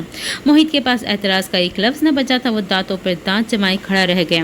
گھر میں دل فریب سا شور ہنگامہ مچ گیا جب ملائکہ نے سب کو حیران کر دیا اور اپنے بیٹے یوشو کے ساتھ افندی ہاؤس آ پہنچی۔ لڑکیوں کی ہاؤ چیخ و پکار، اف یہ سرپرائز، ہارٹ اٹیک ہو جاتا۔ خوشی سے مجھے مہرماں کی بہن سے بہت دوستی تھی، اسے بھینچتے ہوئے وہ بولی تو وہ ہنسنے لگی۔ 2 سالہ یوشا وہاں سے صرف ماں اور باپ کو دیکھنے کا آتی تھا، یہاں اتنے سارے ہاتھوں کو اپنی طرف بڑھتے دیکھ کر روتا ہوا ماں سے لپٹ گیا تھا۔ تائی جان نے فوراً ان ماں بیٹے پر سے روپیے وار کے کام والے کے ہاتھ کسی غریب کو بھجوائے۔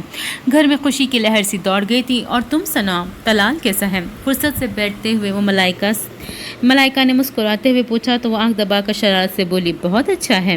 اوہو اچھا ہے، تبھی تو آغا جان نے اپروول دیا ہے۔ وہ بھی ہنسی تھی، وہ تو منگنی کے چکر میں آیا تھا۔ مہرماں نے الٹا ہاتھ لہرا کے ملائکہ کو رنگ دکھائی اور تڑا کر بولی، مگر آغا جان نے بڑے چاچو کے آنے کی شرط رکھ دی۔ آخر میں منہ لٹکایا، اللہ خیر کرے، سالوں بعد کی واپسی ہو رہی ہے، یہ کام نپٹا لیتے تو اچھا تھا بھائی، ہر کسی کا اپنا موڈ اپنا مزاج۔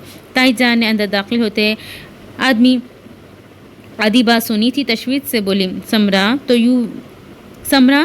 تو یوں بھی تنک مزاج سی تھی، بیٹا پتہ نہیں کیسا نکلا ہوگا۔ انہوں نے سوئے ہوئے یوشو پہ چادر ٹھیک کرتے ہوئے ناک چڑھائی، وہ تو بہت سخت مزاج خاتون تھی، جن کے چہرے پر مسکراہٹ صرف اپنی اولاد کے لیے آتی تھی۔ آغا جان نے ایسے ہی پروگرام آگے پہ ڈال دیا، انہوں نے بھلا آ کر کون سی دھمالے ڈال لینی ہے، رشتہ تو ان سے ہے نا امی، اور پھر اس ماہ کے آخر تک تو آ رہے ہیں، ان کے آنے سے پہلے ہی فنکشن بھگتا لینا کچھ مناسب نہ لگتا۔ ملائکہ نے رسانیت سے کہا، ارے چلو ہٹو، انہوں نے نہ قوت سے ہاتھ جھٹکا، رشتہ ہوتا تو باپ سے نبھاتے، بھائی سے نبھایا اس نے اور اسی ضد میں گھر چھوڑ گیا۔ آغا جان نے خود نکالا انہیں گھر سے امی۔ ملائکہ نے سنی ہوئی معلومات کے مطابق لقمہ دیا، اب بھی تو معافی مانگی ہے نا، تب بھی اپنی غلطی کا احساس کر کے معافی مانگ لیتا تو یوں بنباس نہ کاٹنا پڑتا۔ انہوں نے تیوری پر بل ڈالے تھے، لے کے بدشگونی ڈال دی ہمارے کام میں۔ وہ بات ختم ہونے کے بعد بھی بڑبڑاتی رہی تھی۔ دن جیسے پر لگا کے اوڑے آج شام کے فلائٹ سے فارہان افندی 14 سالوں کا بنباس کاٹ کر واپس لوٹ رہے تھے۔ خدا کا شکر خدا کا، تمہارے چاچو جان تو ظالم سماج بن گئے، ہمارے درمیان مہینہ گزارنا مشکل تھا۔ طلال کے سکھ کے سانس لینے پر مہرماں خوب ہنسی اور پھر ادھر شام آئی اور گزر بھی گئی۔ سب پریشانی سے کال پہ کال ملاتے رہے، مگر فارہان کے دونوں نمبر بند آ رہے تھے۔ ساری فلائٹ چیک کر لی مگر مسافر ندارت اسکائی پر بھی موجود نہ تھے۔ وہ رات شدید پریشانی کی رات تھی۔ ایئرپورٹ انکوائری سے پتہ چلا کہ فارہان افندی اینڈ فیملی کے سیٹس کنفرم تھی، مگر وہ آئے نہیں تھے۔ مبین، تم کم از کم ایڈریس تو لے لیتے وہاں کا اس سے۔ آغا جان کا دل سخت بے چین تھا، کبھی اٹھتے کبھی بیٹھتے۔ چڑ کر مبین افندی سے بولے، مجھے خیال ہی نہیں آیا آغا جان، یہی سوچا کہ اب تو واپس آ رہا ہے، ایڈریس کی ضرورت ہی محسوس نہیں ہوئی۔ انہوں نے اپنی غلطی تسلیم کرتے ہوئے دبے لفظوں میں وضاحت بھی کر دی۔ پریشانی سی تھی، پھر ایک اداس سی سہ پہر، جب آسمان کا رنگ عجیب سا ہو رہا تھا اور دلوں میں بھی اوہام پہر ڈالے بیٹھے تھے۔ فارہان افندی کا ایک نمبر کھلا ملا تو مبین نمبر ملاتے آغا جان کے کمرے کی طرف بڑھے۔ کس کا فون ہے مبین؟ کیا فارہان ہے؟ آغا جان نے بے چینی سے اٹھ کر ان کی طرف بڑھے تو دوسری طرف سے بات سنتے مبین افندی کو جیسے ٹھوکر سی لگی۔ وہ اپنی عمر رسیدہ باپ کا بازو بے اختیار سہارا لے بیٹھے، ان کی رنگت یکلخت سفید پڑ گئی۔ آغا جان نے ان کے ہاتھ کی کپاہٹ بہت اچھی طرح اپنے بازو پر محسوس کی تھی۔ مبین، مجھ سے بات کراؤ، فارہان ہے کیا؟ وہ متحوش زدہ ہوئے، مگر مبین افندی کی آنکھوں میں چمکتی نمی نے انہیں سن سا کر دیا تھا۔ مبین افندی کا موبائل گر گیا۔ فارہان نہیں ہے آغا جان۔ وہ کرسی پہ ڈہ گئے۔ آغا جان کے دل میں درد کی شدید لہر سے اٹھی۔ مبین افندی کا ٹوٹا ہارا انداز اور آنکھ میں چمکتی نمی ایک ہی اطلاع دے رہے تھے، فارہان نہیں تھا، فارہان نہیں رہا تھا۔ ان کے ذہن میں جکر سے چل پڑے۔ جن لوگوں کے لیے ہمارے دلوں میں کوئی بھی اچھی فیلنگ نہیں، آپ ان کے بیچ ہمیں کیوں لے جانا چاہتے ہیں بابا جان؟ موحد نے صاف صاف کہا، مائی ڈیئر، فیلنگز تو اس لیے نہیں کہ ہم سالوں سے دوریوں کا عذاب جھیل رہے ہیں، فیلنگز تو پاس رہنے سے بنتی ہے۔ اب دیکھنا آقا جان کے سینے سے لگاتے ہی تمہیں اکلوتے پوتے ہو، ان کے وارث اور جانشین بھی۔ فرحان افندی کی آنکھوں میں چمک اتر آئی، بہت کچھ زبان کی نوک تک آیا، بہت سے زخموں کے ٹانکے ادھڑے، مگر وہ اپنے بابا جان کی آنکھوں میں چمک مدہم نہیں کر پایا، اس لیے وہ ہمیشہ کی طرح سارے الفاظ ہی اندر اتار لیے، مگر زہریلے الفاظ کو یوں اندر اتارنا نفرتوں کے زہر کو بڑھاتا، اور بس میں مر کے بھی اس گھر میں نہیں جانا چاہتی تھی۔ سمرا بھی ان کی ضد سے مجبور تو ہو چکی تھی، مگر کم از کم زبان ہلا کے دل کا بوجھ ہلکا کرنے پر تو پابندی نہ تھی۔ تڑک کر بولی، وہ انہیں دیکھ کر دھیرے سے مسکرائے اور پھر بولے، اور میں اپنی وصیت میں لکھ چکا ہوں کہ مجھے مرنے کے بعد میرے گھر لے جایا جائے اور ہماری آبائی قبرستان میں دفنا دیا جائے۔ فرحان سمرا دہشت زدہ آواز سے چیخ اٹھی، بابا جان پلیز! موحد بے خفگی سے انہیں دیکھنے لگا تو وہ ہنستے ہوئے اٹھ کھڑے ہوئے، چلو پھر اٹھ جاؤ، آج مارکیٹ کا ایک چکر لگا لے، کچھ گفٹس وغیرہ لے لے سب کے لیے، انہوں نے بشاشت سے کہتے ہوئے سمرا کو اشارہ کیا، مگر وہ ٹس سے مس نہیں ہوئی۔ پاکستان جانا ان کی مجبوری تھی، مگر ان ظالم لوگوں کے لیے گفٹ خریدنے کا انہیں کوئی شوق نہ تھا اور نہ ہی انہیں کوئی مجبور کر سکتا تھا۔ مجبوراً فرحان افندی کو تنہا ہی جانا پڑا، مگر اچانک ٹرالے سے ہونے والے ایکسیڈنٹ میں فرحان افندی کو موت یوں اچک لے جائے گی، یہ ان ماں بیٹے کے وہم و گمان میں بھی نہ تھا۔ ایک ناگہانی آفت تھی یا پھر کوئی چھوٹی موٹی قیامت جس کا ان کو سامنا تھا۔ وہ دونوں ہی حواس کھو بیٹھے تھے، ایک دوسرے کی سانسوں سے سانس لینے والے، بچھڑتے تو سانس لینا بھول جایا کرتے ہیں۔ سمرا کو بھی جینے سے نفرت ہوئی، اے کاش میں بھی ان کے ساتھ چلی جاتی مارکیٹ۔ وہ سر پٹک پٹک کروتی، کرلاتی، غم سے نڈھال۔ ماں کا دکھ اتنا عظیم تھا کہ موحد کا دل ٹکڑا ہوا جاتا، مگر بطور وہ مرد تھا اور پہلا حوصلہ مرد ہی کیا کرتے ہیں۔ ان دونوں کو افندی ہاؤس سے نفرت تھی، مگر فرحان افندی کی وصیت پر عمل کرتے ہوئے انہیں یہ نفرت پس پش ٹالنی پڑی۔ جو کام فرحان افندی ان کی رضامندی سے نہ کروا سکے تھے، وہ ان کی وفات نے کروا دیا تھا۔ ضروری کارروائی کے 1.5 ہفتے بعد ان کی پاکستانی سیٹس کنفرم ہو گئی تھی۔ سمرا اور موحد پاکستان جا رہے تھے فرحان افندی کو ان کے آخری آرام گاہ تک پہنچانے۔ آغا جان کو ہلکا سا ہارٹ اٹیک ہو گیا تھا، وگرنہ ان کی مبین افندی سے ایک ہی ضد تھی کہ وہ خود فرحان کو لینے جائیں گے۔ ابھی وہ ہسپتال میں ICU میں تھا، مگر دواؤں کے زیر اثر حواس میں لوٹتے تو مرا ہوا بیٹا یاد آتا، حالت بگڑنے لگتی، مگر غم کتنا ہی عظیم کیوں نہ ہو، نیند آنے سے پہلے تک ہی ہوتا ہے۔ آغا جان اتنے کمزور دل تو کبھی نہیں تھے۔ ہسپتال سے واپسی پر تائی جان کا تبصرہ تھا، فرحان افندی کی وفات کا افسوس اپنی جگہ، مگر ان کے لیے آغا جان کا یوں صدمہ اٹھا کر ہسپتال پہنچ جانا انہیں ہضم نہیں ہو رہا تھا۔ بیٹا کھویا ہے انہوں نے، اپنا سائقہ، ان کا ہوش و حواس کھونا بنتا ہے، ڈرائیور کی وجہ سے، وہ دھیمے لہجے میں کہتے۔ انہوں نے ساتھ ہی تنبیہ نظروں سے تائی جان کو دیکھا، وہ دونوں پچھلی سیٹ پر تھے، وہ تو سالوں سے کھویا ہوا تھا، نئی بات کون سی ہے اس میں؟ وہ پٹاخ سے بولی، ایسی شقی القلبی صرف وہی دکھا سکتی تھی۔ مبین صاحب نے شاکی نظروں سے انہیں دیکھا، مگر انہیں شرمندہ ہونے کی عادت نہیں تھی۔ سر جھٹک کے کھڑکی سے باہر دیکھنے لگی۔ ویسے یہ طلال کچھ خاص لکی ثابت نہیں ہوا ہماری فیملی کے لیے۔ تزین نے ناخن فائل کرتے ہوئے بآواز بلند تبصرہ کر کے چاروں لڑکیوں کو اپنی طرف متوجہ کر لیا۔ مہرماں کو غصہ آیا، کیا مطلب ہے تمہارا؟ مطلب کہ تمہیں خود دکھائی نہیں دے رہا؟ کتنی بڑی بدشگنی ہو گئی، تمہاری منگنی کا اعلان ہوا، ادھر چچا جان کی ڈیتھ کی خبر آ گئی۔ وہ ناخن کو پھونک مار کے صاف کرنے کے بعد سامنے الٹا ہاتھ پھیرتے پھیلائے تنقیدی نظروں سے جائزہ لیتے بڑے آرام سے کہہ رہی تھی، کم آن تزین، ملائکہ بڑی تھی۔ اس کے تنبیہ لہجے میں تزین کے لیے مزید نہ بولنے کی تاکید بھی تھی، مگر مہرماں کو تو جتنا بھی غصہ آتا وہ کم تھا۔ تو تمہارا خیال ہے کہ وہ ایکسیڈنٹ کے بجائے میری منگنی کی خبر سے فوت ہوئے ہیں؟ مذاق کر رہی ہے آپ ہی؟ فرزین نے بہن کی فضول گوئی پر پردہ ڈالنے کی کوشش کی۔ مذاق نہیں، یہ ایک جنرل سی بات کر رہی ہوں۔ ایک اچھے کام کے دوران کوئی حادثہ ہو جائے تو بدشگنی ہی کہلاتا ہے، یعنی طلال ہماری فیملی کا حصہ بننا کچھ زیادہ اچھا ثابت نہیں ہوا۔ تزین اب بھی اسی پرسکون انداز میں اپنا خیال ظاہر کر رہی تھی۔ اب تو حد ہی ہو گئی تھی۔ مہرماں کا ضبط جواب دینے لگا، شٹ اپ تزین، تم اپنی عقل مندانہ پیش گوئیاں اپنے پاس ہی رکھو، بہت سن لی تمہاری فضول گفتگو، آپ ہی اب بس بھی کرتے۔ فرزین نے بھی خوف سے بہن کو دیکھا تو اس نے شانے اچکا کر لاپرواہی سے کہا، آج کل سچ کسی سے برداشت کب ہوتا ہے؟ فیملی ریلیشنز میں ایسے سچے رشتوں میں بگاڑ پیدا کرتے ہیں تزین۔ اب طلال اس فیملی کا حصہ بننے والا ہے، اس کے بارے میں ایسی بات کرنے سے پہلے تمہیں خود سوچنا چاہیے۔ ملائکہ نے اپنے مخصوص نرم مگر تادیبی انداز میں کہا تو وہ سر جھٹک کر اٹھ کھڑی ہوئی۔ میرے چپ رہنے یا نہ کہنے سے حقیقت بدل نہیں جائے گی، تلخی سے کہہ کر وہ وہاں سے چلی گئی اور اب آئینے کے سامنے کھڑے ہو کر اس نے بالوں کو پہلے کھولا، پھر اچھی طرح برش کرنے کے بعد کلچر لگا کر سمیٹا، پھر کھول دیا۔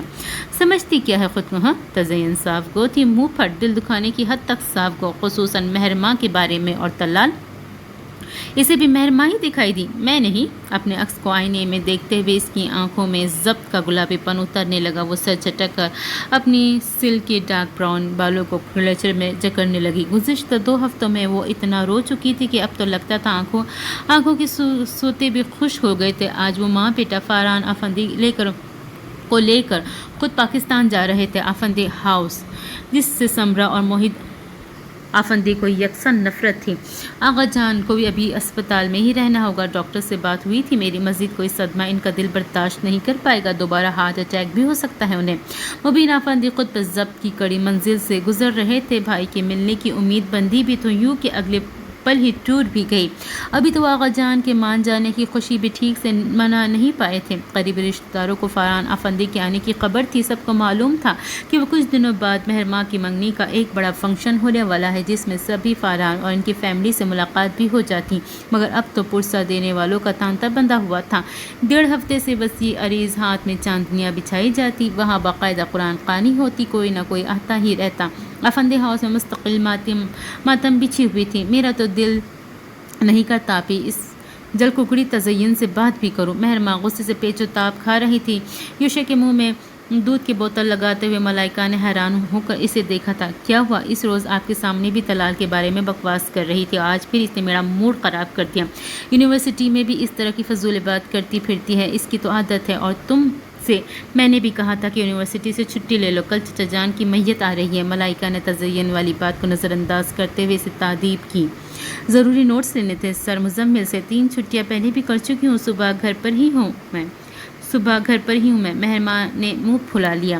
فاران افندی سے خون کا رشتہ ہی صحیح، مگر درمیان میں اتنا ماہ و سال کی جدائی تھی کہ نوجوان نسل کو ان کی موت سے اس طرح متاثر نہیں ہوئی تھی، بے حد صدمہ محسوس کرتی۔ چلو میں سمجھاؤں گی تزئین کو، اللہ کے کاموں میں کسی کا کیا دخل، شگن بس شگنی، یہ تو ہماری تخیل کی گھڑی کی باتیں ہیں بس۔ ملائکہ نے اسے تسلی دی تو اس کا موڈ کچھ بہتر ہوا، اور پھر وہ وقت بھی آن پہنچا کہ جب فاران افندی آخرکار افندی ہاؤس لوٹ آئے۔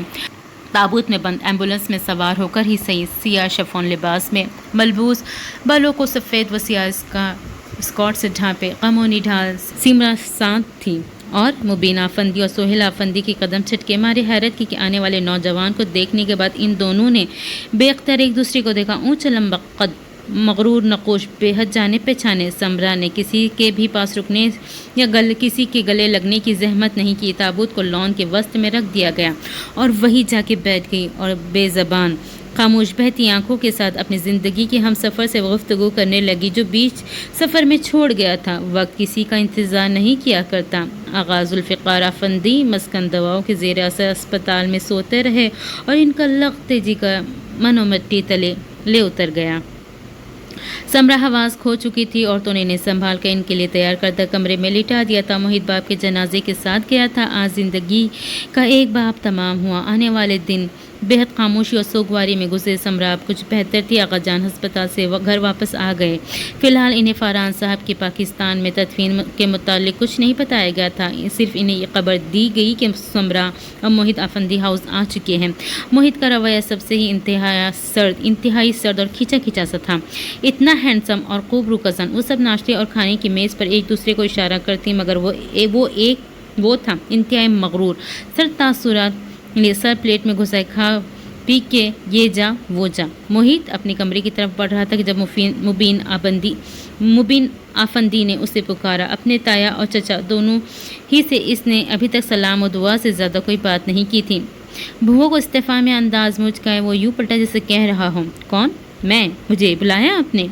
تم سے ہی بات کرنی ہے بیٹا، انہوں نے لاؤنج کی طرف اشارہ کرتے ہوئے کہا تو بادل ناخواستہ ان کی تقلید میں لاؤنج میں چلایا۔ بیٹھو۔ مبین صاحب نے مسکرا کر گویا دوستی کا آغاز کیا، مگر دوسری جانب ہنوز سرد گلیشیئر تھا۔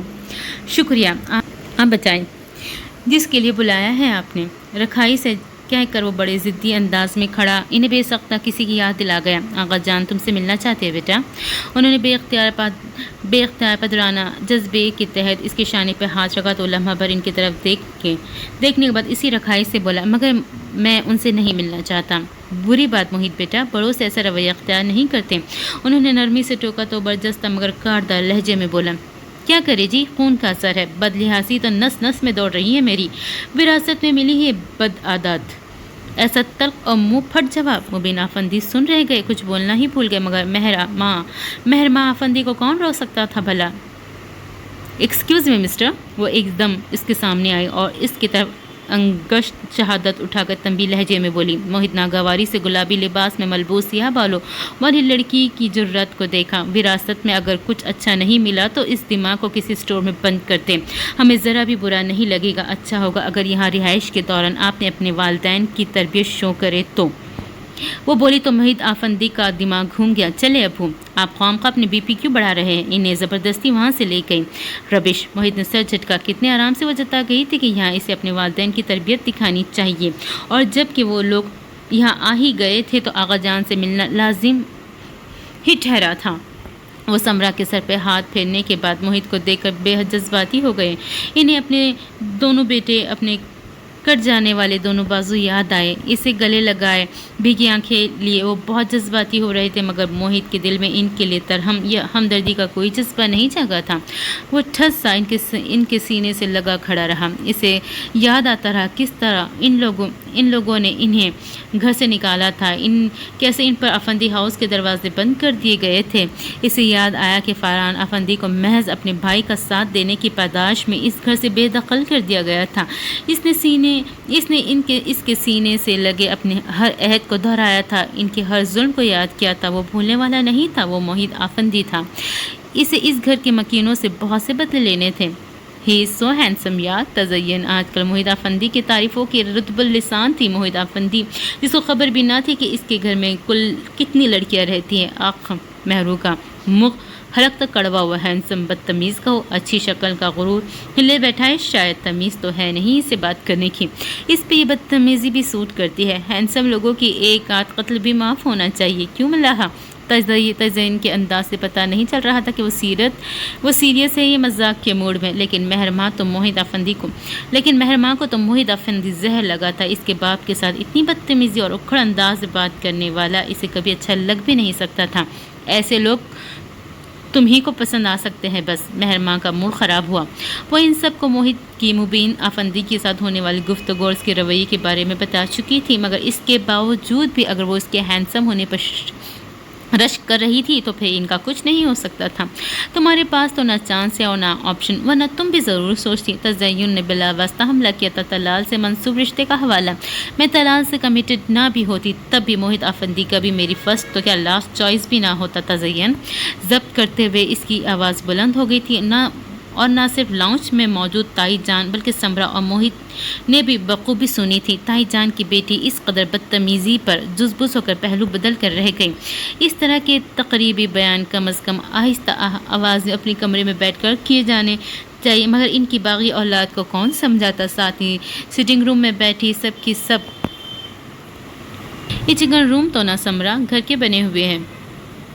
انہوں نے لاؤنج میں پھیلے سکوت کو توڑا۔ دونوں ماں بیٹا کوئی رد عمل ظاہر کیے بغیر چائے پیتے رہے۔ کیا بدتمیزی محروم، چچی جان لاؤنج میں بیٹھی ہے اور تزین کیوں غصہ دلاتی رہتی ہو تم مہرو کو؟ ملائکہ نے بر وقت دونوں کو تنبیہ کی۔ میں نے تو ایک جنرل بات کی تھی، مہرو کو تو عادت ہے ہر بات پر اپلائی کرنے کی۔ تزین کبھی شرمندہ نہیں ہوتی تھی، اب بھی ڈٹائی کے ساتھ اپنی بات پہ جمی رہی۔ ویسے سمرا چچی کی پیاری ہے مگر کسی سے زیادہ بات کرنا پسند نہیں کرتی۔ ملحہ نے موضوع کو دوسرے رخ پر ڈال دیا۔ دونوں ماں بیٹے ایسے ہی ہیں، سرد مزاج اور وہ جیسے سوچ میں پڑ گئی ان کے رویے کو کس چیز سے تشبیہ دے اور پتہ نہیں کیا بے بسی سے کہا۔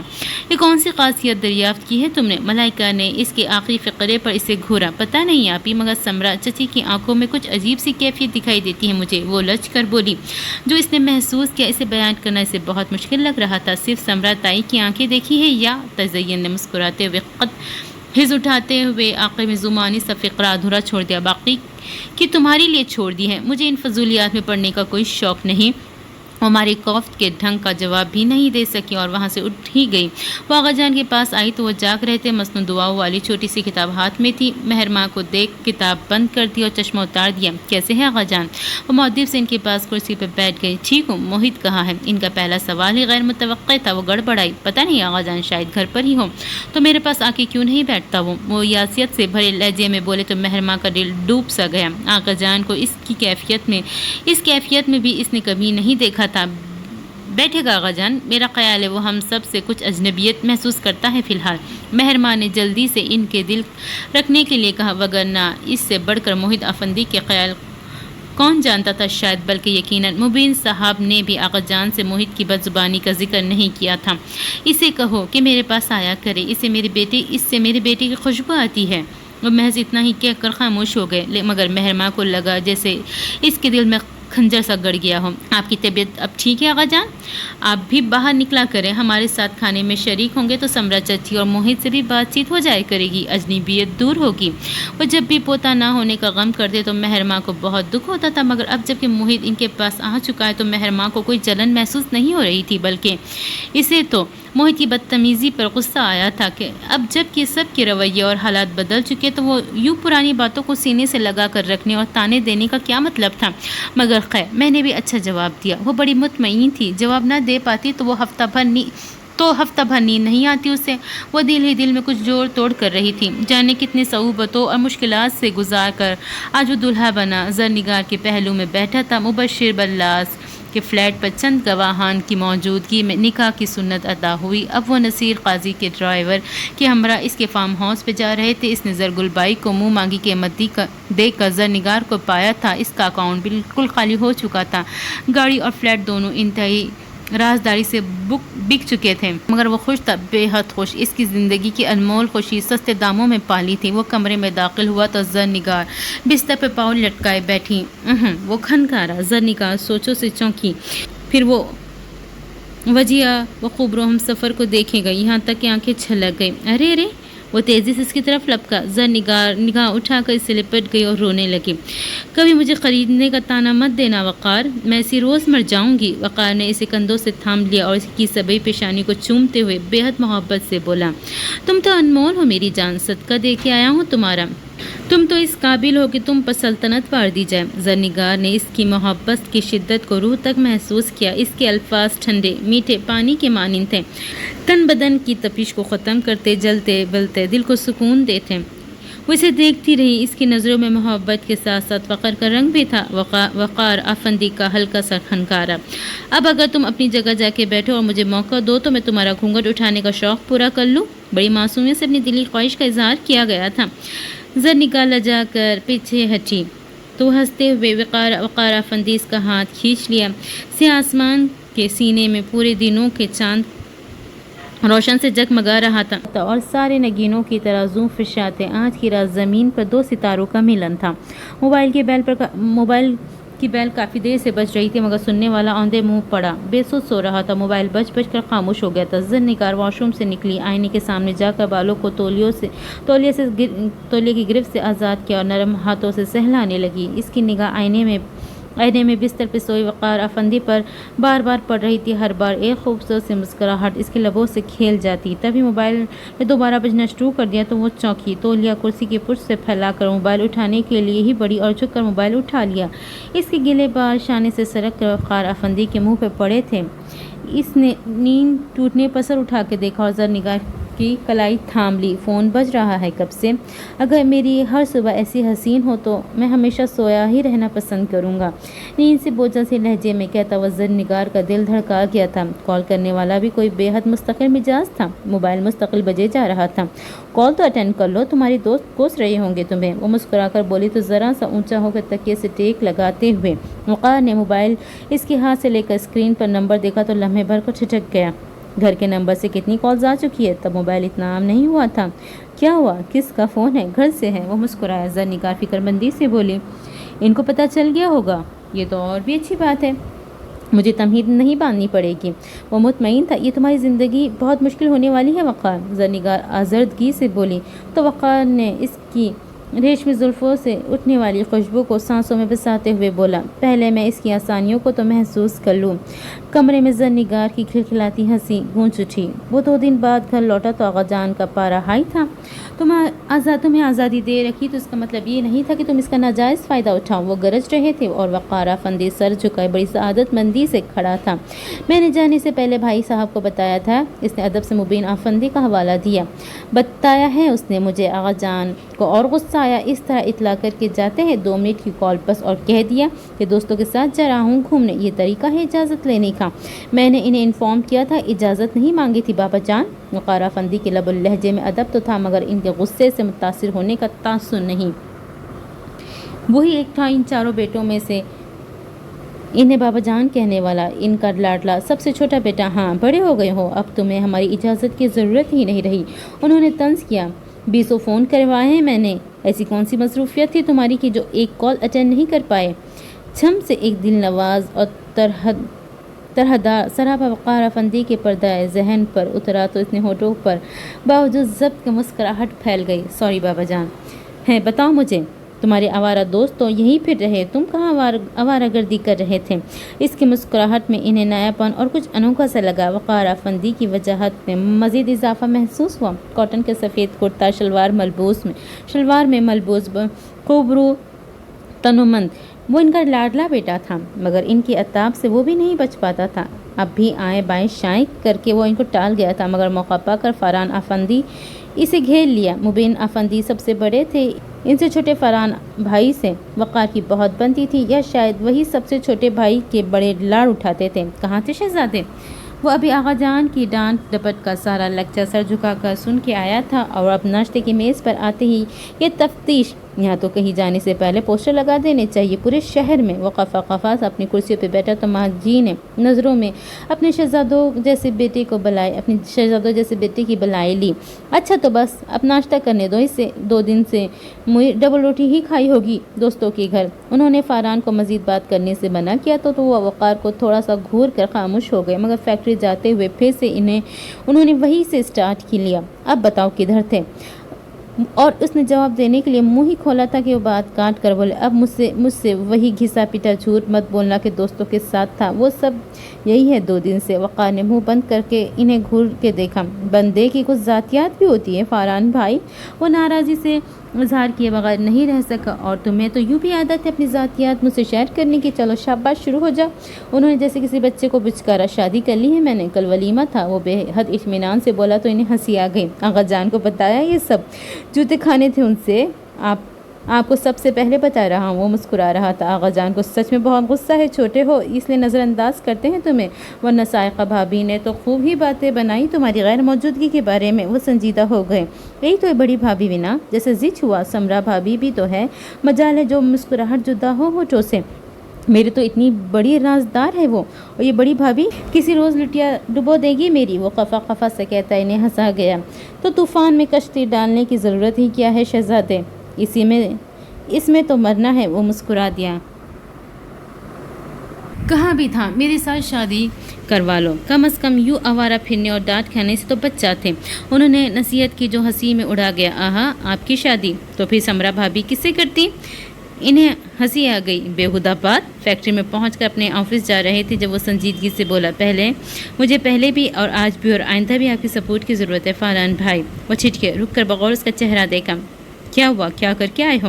وہ دفعتاً مسکرایا، پھر شوخی سے بولا، بتایا تو ہے شادی۔ وہ اس کے شانے پہ ہاتھ مار کر ہنستے ہوئے چلے گئے تو وہ بھی گنگناتا ہوا اپنے آفس کی طرف چل دیا۔ کیا بات ہے، بڑے ہواؤں میں اڑ رہے ہیں آج کل جناب۔ صدیقہ بھابھی بھی رات کے کھانے کے بعد اسے گھیر لیا۔ 3 دنوں سے وہ گھر اور فیکٹری میں پھنسا تھا تو آج ہر طور زر نگار کے پاس جانا چاہتا تھا۔ بالوں میں ہاتھ ہی سے کنگھی پھیرتا وہ فرحان بھائی کی گاڑی کی چابی لے کر باہر بڑھ رہا تھا، تب پتہ نہیں کیسے صدیقہ بھابھی کی نظر پڑ گئی۔ وہ گہری سانس بھر کر رہ گیا۔ بابا جان کے پاس ان کے پرانے کلاس فیلو آئے ہوئے، میں نے سوچا موقع سے فائدہ اٹھایا جائے، میں اپنے دوستوں سے مل آؤں۔ وہ جلدی میں لگتا تھا، مگر جب سے بھابھی کی چھوٹی بہن رابعہ سے اس کی شادی کی بات چلی تھی تو وہ اس پر کچھ زیادہ ہی نظر رکھنے لگی تھی، اور روب کی مقدار میں بھی کچھ اضافہ ہوا تھا۔ شریفوں کا یہ وتیرہ ہوا کرتا ہے وقار کہ لڑکے بھی رات گئے باہر نہیں رہتے، اپنے بھائی صاحب کو ہی دیکھ لو۔ وہ مخصوص چپتے ہوئے لہجے میں بولی تو اور مبین افندی کا تذکرہ بطور خاص کیا۔ جی اس گھر میں ایک وہی شریف ہے بس۔ جی بھابھی میں چلوں اب؟ وہ ان کے ہاں میں ہاں ملا کر پھر سے باہر بڑھنے کو تھا، انہوں نے اسے گھور کے دیکھا۔ ارے میں کیا سمجھا رہی ہوں، پھر سے وہی راگ لاپتے ہو؟ بھابھی مجھے فرصت ہے، دوستوں سے ملنے جا رہا ہوں، وہ بڑے ضبط سے بولا، پھر جتا بھی دیا کہ ابھی ماں جی کو بتا کے نکلا ہوں۔ انہوں نے کچھ بھی نہیں کہا۔ ان سے بھی بات کروں گی میں، انہیں فرق نہیں پڑتا ہوگا تمہاری آزادی آوارہ گردی سے، مگر ہمیں تو بہت پڑتا ہے، وہ ناک چڑھا کر بڑے دعوے سے کہہ رہی تھی اور وقار افندی کی کلائی الٹ کر گھڑی دیکھتا بے چین ہوا۔ اچھا بھابھی واپسی پہ بات ہوگی۔ وہ ان کے مزید کچھ کہنے سے پہلے ہی باہر نکل گیا تو وہ بڑبڑائی، پتہ کرواتی ہوں میں مبین صاحب سے۔ وہ بڑی عجلت میں اپنے فلیٹ میں پہنچا، کتنی دیر بیل بجانے پڑی، زرنگار پتہ نہیں کہاں سوئی ہوئی تھی، اس کا دل اوہام کا شکار ہونے لگا۔ فلیٹ میں فون بھی نہیں لگا ہوا تھا، اس نے پکا ارادہ کر لیا تھا۔ زرنگار کو بھی ایک موبائل لے کر دیکھا، اس وقت کھٹ سے دروازہ کھلا، زرنگار کی روتی آنکھیں اور پسیجا ہوا چہرہ ایک پل کو دکھائی دیا اور وہ دروازہ کھول کر تیزی سے پلٹ گئی۔ زری، وہ پیچھے لپکا اور اسے بیڈ روم کے دروازے پر جا لیا۔ زری کیا ہوا؟ سوری یار، وہ اسے بازو سے تھام کے زبردستی اپنی طرف موڑا تو اس کے شانے سے لگ کر بری طرح رو دی۔ زری، وہ سناٹے میں آ گیا۔ کیا ہوا میری جان؟ اس نے اس کے بالوں کو چوم کر بڑی محبت بھری بے چینی سے پوچھا۔ بات مت کرو مجھ سے، وہ دفعتاً چلائی۔ وقار کے ہونٹوں پر اتنی پریشان کن سچویشن میں بھی مسکراہٹ پھیل گئی۔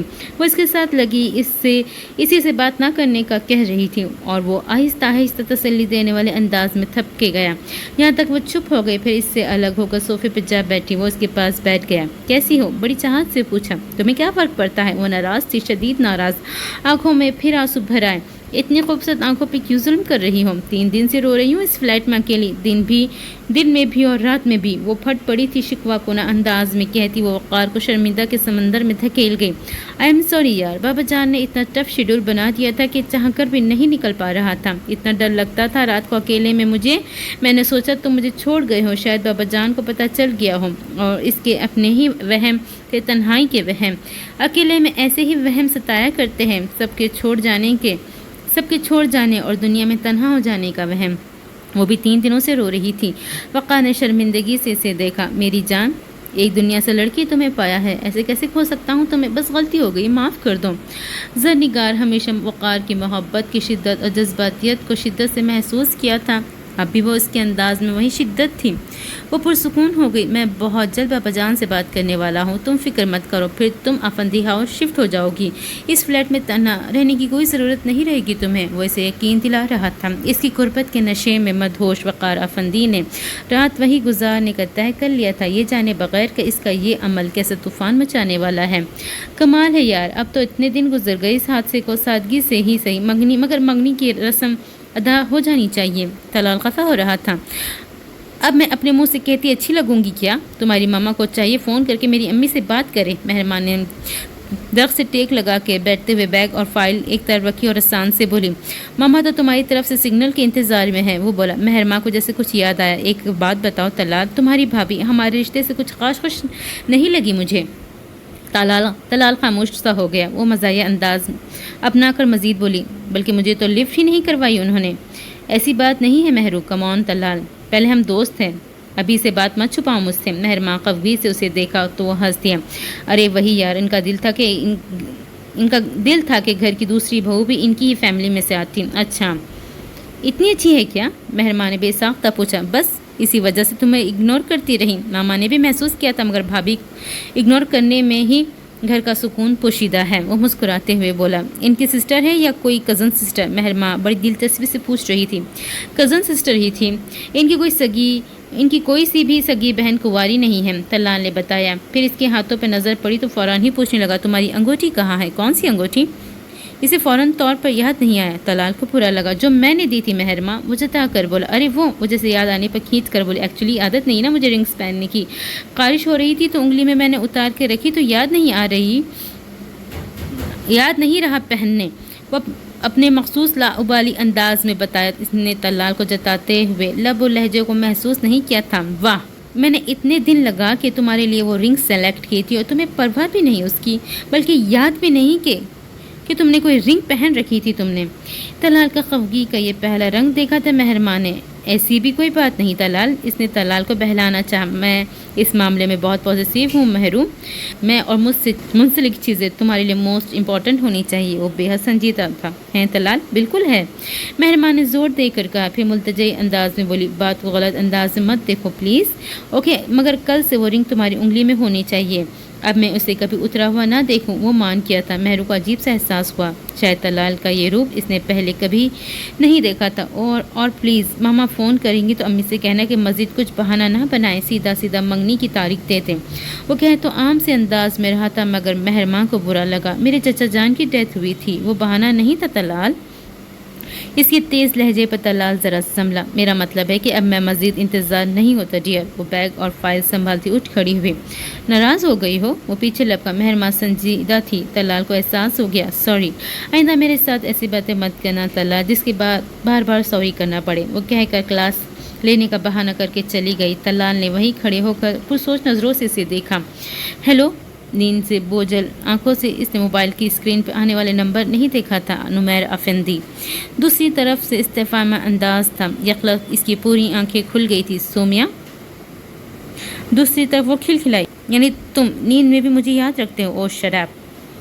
وہ تکیہ اونچا کر کے ٹیک لگا کر بیٹھ گیا۔ تمہیں اپنا نمبر دیکھ کر غلطی کی شاید میں نے؟ بہت بے وفا ہو، ملو گے کہ نہیں؟ وہ بڑے لاڈ سے بولی تو اس نے سختی سے اس کی فرمائش رد کر دی۔ نہیں، بالکل نہیں۔ نمیر دیکھو سومیا، دوستی کو دوستی تک ہی رہنے دو۔ حالانکہ میں اس پر بھی راضی نہیں تھا، جتانے والے انداز میں کہا تو گہری سانس بھر کر بولی، بہت روڈ ہو ظالم، یہ سب کچھ میں افورڈ نہیں کر سکتا سومیا۔ وقت پر کوئی اچھا سا بندہ چن لینا، میری منزل کچھ اور ہی ہے۔ وہ صاف گو تھا، دل چیر دینے کی حد تک صاف گو۔ وہ سلگی، جانتی ہوں میں نمیر وقار افندی، کیا ہے تمہاری منزل؟ انتقام، انتقام اور صرف انتقام۔ ویری گڈ، یادداشت اچھی ہے تمہاری۔ وہ اسے سراہتے ہوئے چڑھا رہا تھا۔ کم آن نمیر، اب چھوڑو یہ سارا قصہ، اپنی زندگی ریلیکس ہو کر گزارو، اپنے دادا اور ان کی فیملی کا حساب اللہ پر چھوڑ دو۔ وہ تھکے ہوئے انداز میں بولی، انہوں نے ہمارا حساب خود کیا تھا، میں بھی خود کروں گا۔ اف، ایک تو حضرت انسان کو خدائی دعوے کرنے کا بہت شوق ہے، اللہ جب حساب کرنے پہ آتا ہے تو سب کا حساب صاف کر دیتا ہے۔ نمیرہ افندی، انہوں نے غلط کیا، تم مت کرو۔ لائن کو کاٹنے کے لیے بھی لائن پر لگانی پڑتی ہے سو ڈیئر۔ اس کی آنکھوں میں عجیب سی چمک تھی۔ بھول ہے تمہاری، اب ریموور ملتے ہیں، لائن لگائے بغیر ہی لائن صاف ہو جاتی ہیں، بس آدمی اپنا دل صاف کر لے ایک بار۔ سومیا نرم دل تھی اور اس کی سوچ بھی مثبت تھی۔ اوکے، لیو دس ٹاپک، تم نے مجھے یہی سب سنانے کے لیے کال کی تھی؟ اس نے فوراً ہی بات بدل کے کھردرے لہجے میں کہا تو سومیا برجستہ بولی، کال تو محترم نمیر وقار افندی سے اپائنٹمنٹ لینے کے لیے کی تھی، ملنے آ سکتے ہیں جناب یا میں تشریف لے آؤں؟ دونوں ہی کام نہیں ہو سکتے فی الوقت۔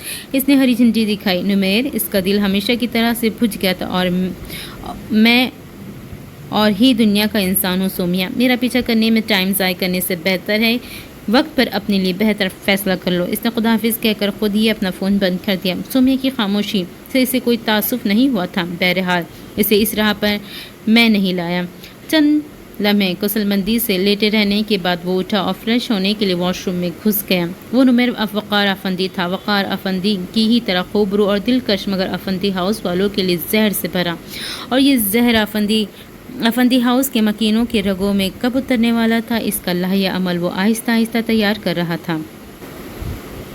وہ فریش ہو کے وقار صاحب کے پاس نیند دراز ہوئی۔ اس کی ہونٹوں پہ مسکراہٹ پھیل گئی۔ محبت ظاہر کرنے والے عمل کتنے چھوٹے چھوٹے ہوتے ہیں مگر ان کا اثر دیر پا ہوتا ہے۔ مسکرا کر بولی، وہ نیند میں تھا، تبھی اس کا موبائل بجنے لگا۔ زرنگار نے ہاتھ بڑھا کر موبائل اٹھایا اور اس کے ہاتھ میں دے دیا۔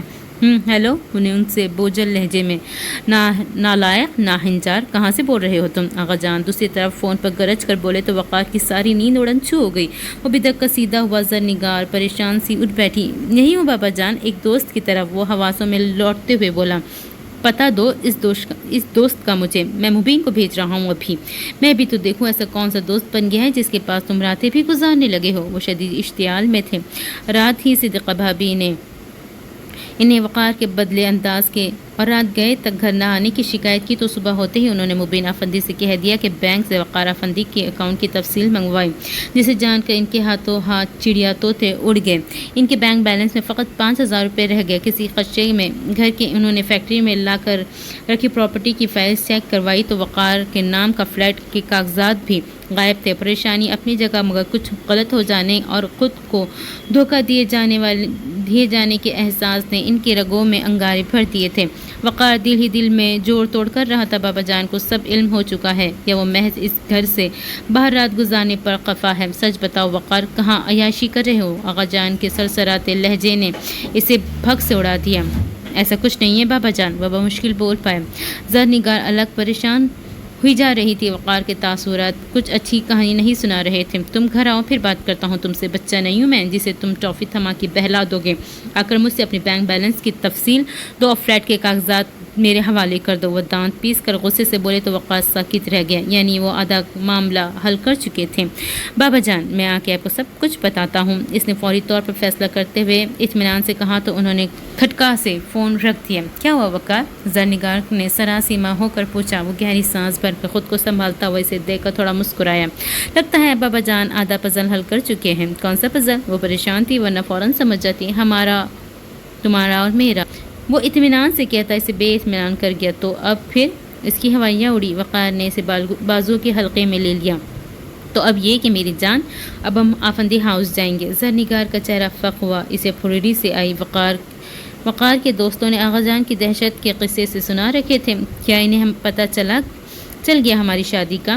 جو بھی پتہ چلا ہو، میں چاہتا ہوں کہ بات مکمل بات میں انہیں بتاؤں۔ میں فریش ہو جاؤ، تم بھی اچھا سا ناشتہ بناؤ، پھر چلتے ہیں ہمارے گھر۔ وہ مرد تھا بڑا جیدار مرد، وہ اپنی عورت کو اس پریشانی کی ہوا بھی نہیں لگنے دینا چاہتا تھا، اسی لیے مسکراتے ہوئے لب و لہجے کا پردہ تانے رکھا۔ وہ تو واش روم میں گھس گیا مگر زرنگار کے دل کو طرح طرح کے خدشات نے گھیر لیا۔ ناشتہ بناتے ہوئے بھی اس کا دل خدا کے حضور محو مناجات تھا۔